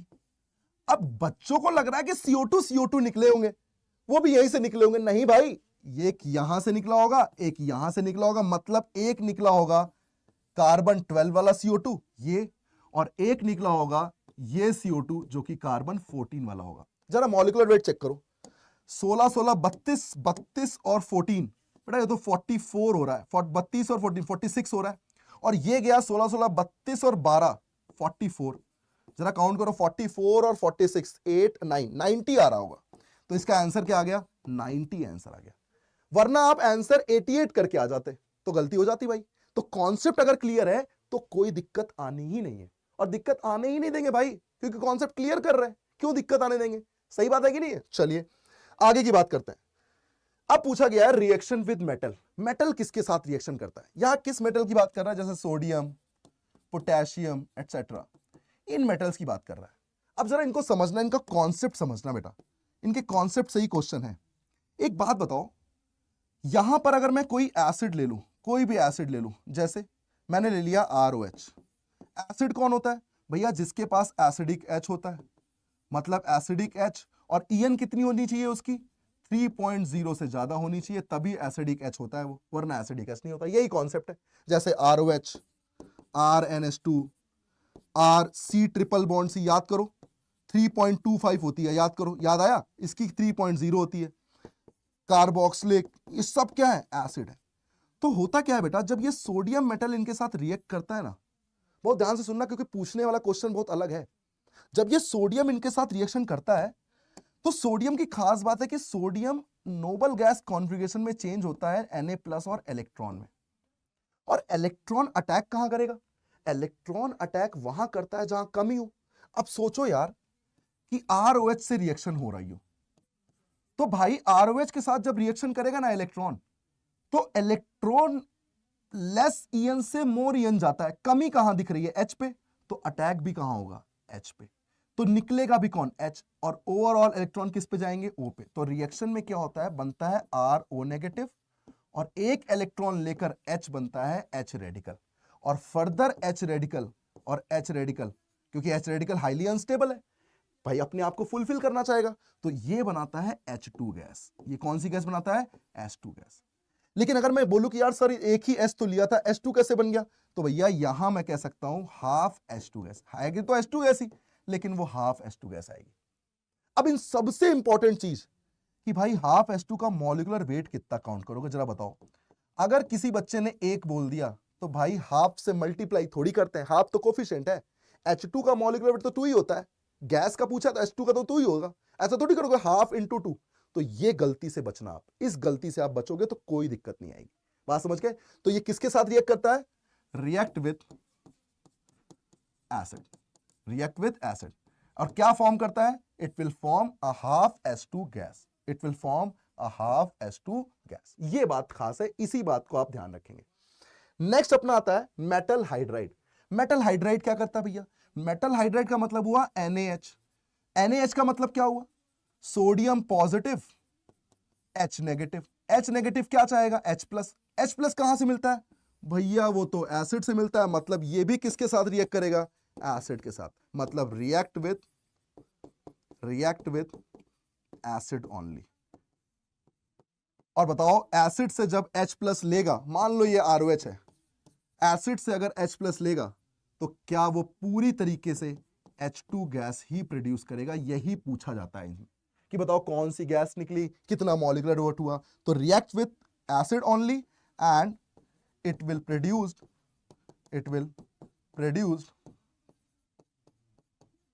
A H2 gas. और H2 गैस का मॉलिक्यूलर वेट कितना होता है बताओ जरा? 2 होता है। ये है कहानी। अब मैं इसको मिक्स क्वेश्चन के रूप में बता रहा हूं, जरा ध्यान से देखिएगा, लास्ट कॉन्सेप्ट है ये, ध्यान से देखिएगा बड़ा। मैंने एक क्वेश्चन दिया कि भैया ये है अपने पास कार्बोक्सिलिक एसिड, ये है अपने पास कार्बोक्सिलिक एसिड। क्वेश्चन सुनिएगा, बहुत तगड़ा क्वेश्चन पूछ रहा हूं, सब कुछ मिक्स कर रहा हूं जो अपने सॉल्युबिलिटी में पढ़ा है। और मैंने क्या बोला? मैंने बोला कि यार ये जो रिएक्शन हो रही है ना, पहली रिएक्शन कराई मैंने सोडियम के साथ, दूसरी रिएक्शन कराई मैंने सोडियम हाइड्राइड के साथ, तीसरी रिएक्शन कराई मैंने NaHCO3 के साथ जो कि कार्बन 14 वाला है, और फिर मैंने रिएक्शन कराई NaNH2 के साथ, मतलब NH2-। मतलब अमोनिया से ज्यादा एसिडिक होगा तो कर देगा। अरे है अमोनिया से ज्यादा एसिडिक, कार्बोक्सिलिक है भाई, होगा ही होगा, कंफर्म है, होगा ही होगा।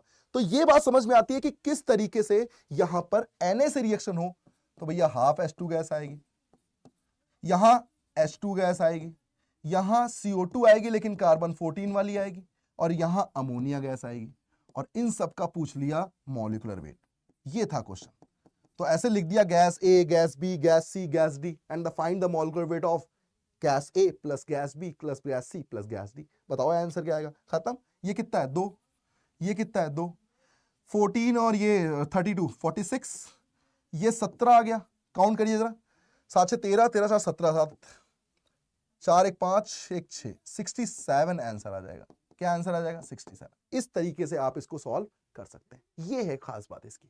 बात समझ में आ रही है? अब इसमें लास्ट एक आता है AgNO3 के साथ रिएक्शन। किसके साथ रिएक्शन? AgNO3 के साथ। AgNO3 क्या करता है भैया? Ag plus NO3 minus. मतलब कहीं ना कहीं ये एक फॉर्म करता है किसी भी RX के साथ, किसी भी RX के साथ ये क्या फॉर्म करता है? ये RX के साथ रिएक्ट करता है और भाई साहब फॉर्म करता है AgXPPD। AgXPPD फॉर्म करता है। मतलब सोचो, अगर Ag प्लस है तो भैया X माइनस है, और अगर X माइनस है तो भैया माइनस फॉर्म में अगर वो रिलीज हुआ होगा तो क्रिएट क्या करेगा? क्रिएट करेगा R पॉजिटिव। मतलब सारी कहानी किस पे डिपेंड कर रही है? R positive pay. मतलब मैं कह सकता हूं रिएक्टिविटी किस पे डिपेंड करेगी? रिएक्टिविटी डिपेंड करेगी स्टेबिलिटी ऑफ आर पॉजिटिव। क्यों मैं ऐसा बोल रहा हूं? क्योंकि यार एक बात बताओ, अगर आर पॉजिटिव तगड़ा स्टेबल हुआ, आर पॉजिटिव तगड़ा स्टेबल हुआ भाई, तभी तो रिएक्शन देगा, वरना रिएक्शन ही नहीं देगा। मतलब कहीं ना कहीं ये आर पॉजिटिव का जो फॉर्मेशन है ना, यही रिएक्टिविटी में पूछा जाता है। अब मैं आपसे क्वेश्चन पूछूं, देखो बहुत बहुत सिंपल क्वेश्चन है, आपको बताना है रिएक्टिविटी ऑर्डर, आपको बताना है रिएक्टिविटी ऑर्डर। जरा ध्यान से सुनियो, क्वेश्चन को ध्यान से सुनना जरा। पहला ऑप्शन दिया मैंने, ये Cl लगा दिया, दूसरा ऑप्शन दिया मैंने, ये Cl लगा दिया, और रिएक्शन दोनों की करा रहा हूं AgNO3 के साथ। अच्छा इतना पता है कि जो पीपीटी बनेगा वो AgCl पीपीटी बनने वाला है। वो क्या बनने वाला है? AgCl PPT. और एक जगह Cl निकलेगा तो भैया ये वाला पॉजिटिव बनेगा, एक जगह Cl निकलेगा तो भाई ये पॉजिटिव बनेगा। ओ भाई साहब, ऊपर वाले में तो 3 अल्फा है, नीचे वाले में रेजोनेंस है। तुम मुझे बताओ कौन सा ज्यादा स्टेबल है? रेजोनेंस वाला। मतलब ये जल्दी बनना चाहेगा तो इसकी रिएक्टिविटी फास्ट होगी, मतलब आंसर क्या आना चाहिए? 2 इज ग्रेटर देन 1। एक क्वेश्चन और करते हैं बेटा, एक क्वेश्चन और करते हैं, मजा आ जाएगा। देखो यहां पर भी मैंने पूछा है reactivity order, reactivity order towards AgNO3 with, लिख सकते हैं विद AgNO3। ऑप्शन फर्स्ट देखिएगा, फर्स्ट ऑप्शन को बहुत ध्यान से समझिएगा। फर्स्ट ऑप्शन, फर्स्ट ऑप्शन मैंने दिया क्योंकि यहां कॉन्सेप्ट है एरोमेटिसिटी का और एंटी एरोमेटिसिटी का, जरा ध्यान से देखना है तभी आंसर कर पाओगे, वरना नहीं कर पाओगे भाई। और थर्ड ऑप्शन दिया मैंने ये।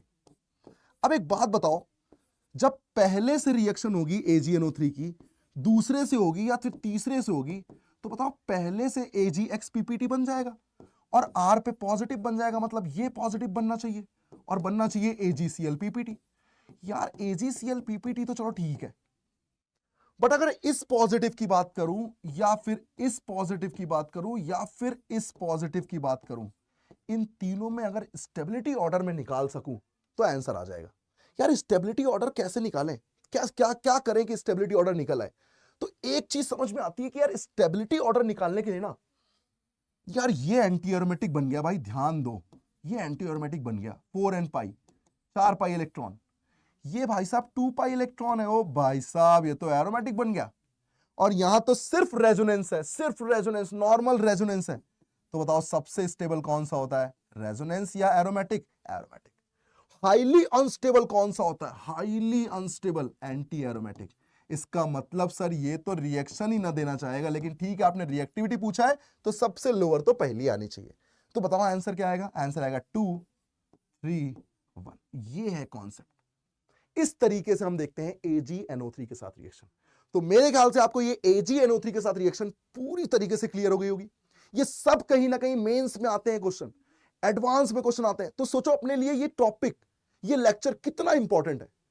ये लेक्चर अपने आप में कहीं ना कहीं 2 क्वेश्चन 3 क्वेश्चन देकर जा रहा है। तो इस चैप्टर को क्यों ना पढ़ लिया जाए, इस लेक्चर को क्यों ना देख लिया जाए। ये बहुत इंपॉर्टेंट चीज है बेटा। तो मिलते हैं फिर अगले चैप्टर के साथ। आज हम यहीं पर इसे एंड करेंगे। और जीओसी हमने संजीवनी बैच से ही में पूरी तरीके से जितना जितना बता सकते थे ना, उतना पूरा जीओसी मैंने आपके सामने बताया। और आप अब जीओसी की कोई भी बुक, जहां भी आप पढ़ रहे हो, कोई भी मॉड्यूल उठाएं, पूरे लेक्चर को लेकिन पहले रिवाइज करें, उसके बाद ही मॉड्यूल को करें। आपसे 100% मॉड्यूल हो जाएगा, एक क्वेश्चन भी नहीं रुकेगा, क्योंकि सारे कॉन्सेप्ट हमने यहां पर कवर कर दिए हैं। तो इसी तरीके से आपकी हर तरीके से हेल्प करते रहेंगे। और मस्त रहिए, एंजॉय करते रहिए। फिर मिलते हैं बेटा नेक्स्ट लेक्चर नेक्स्ट चैप्टर के साथ। थैंक यू बच्चों।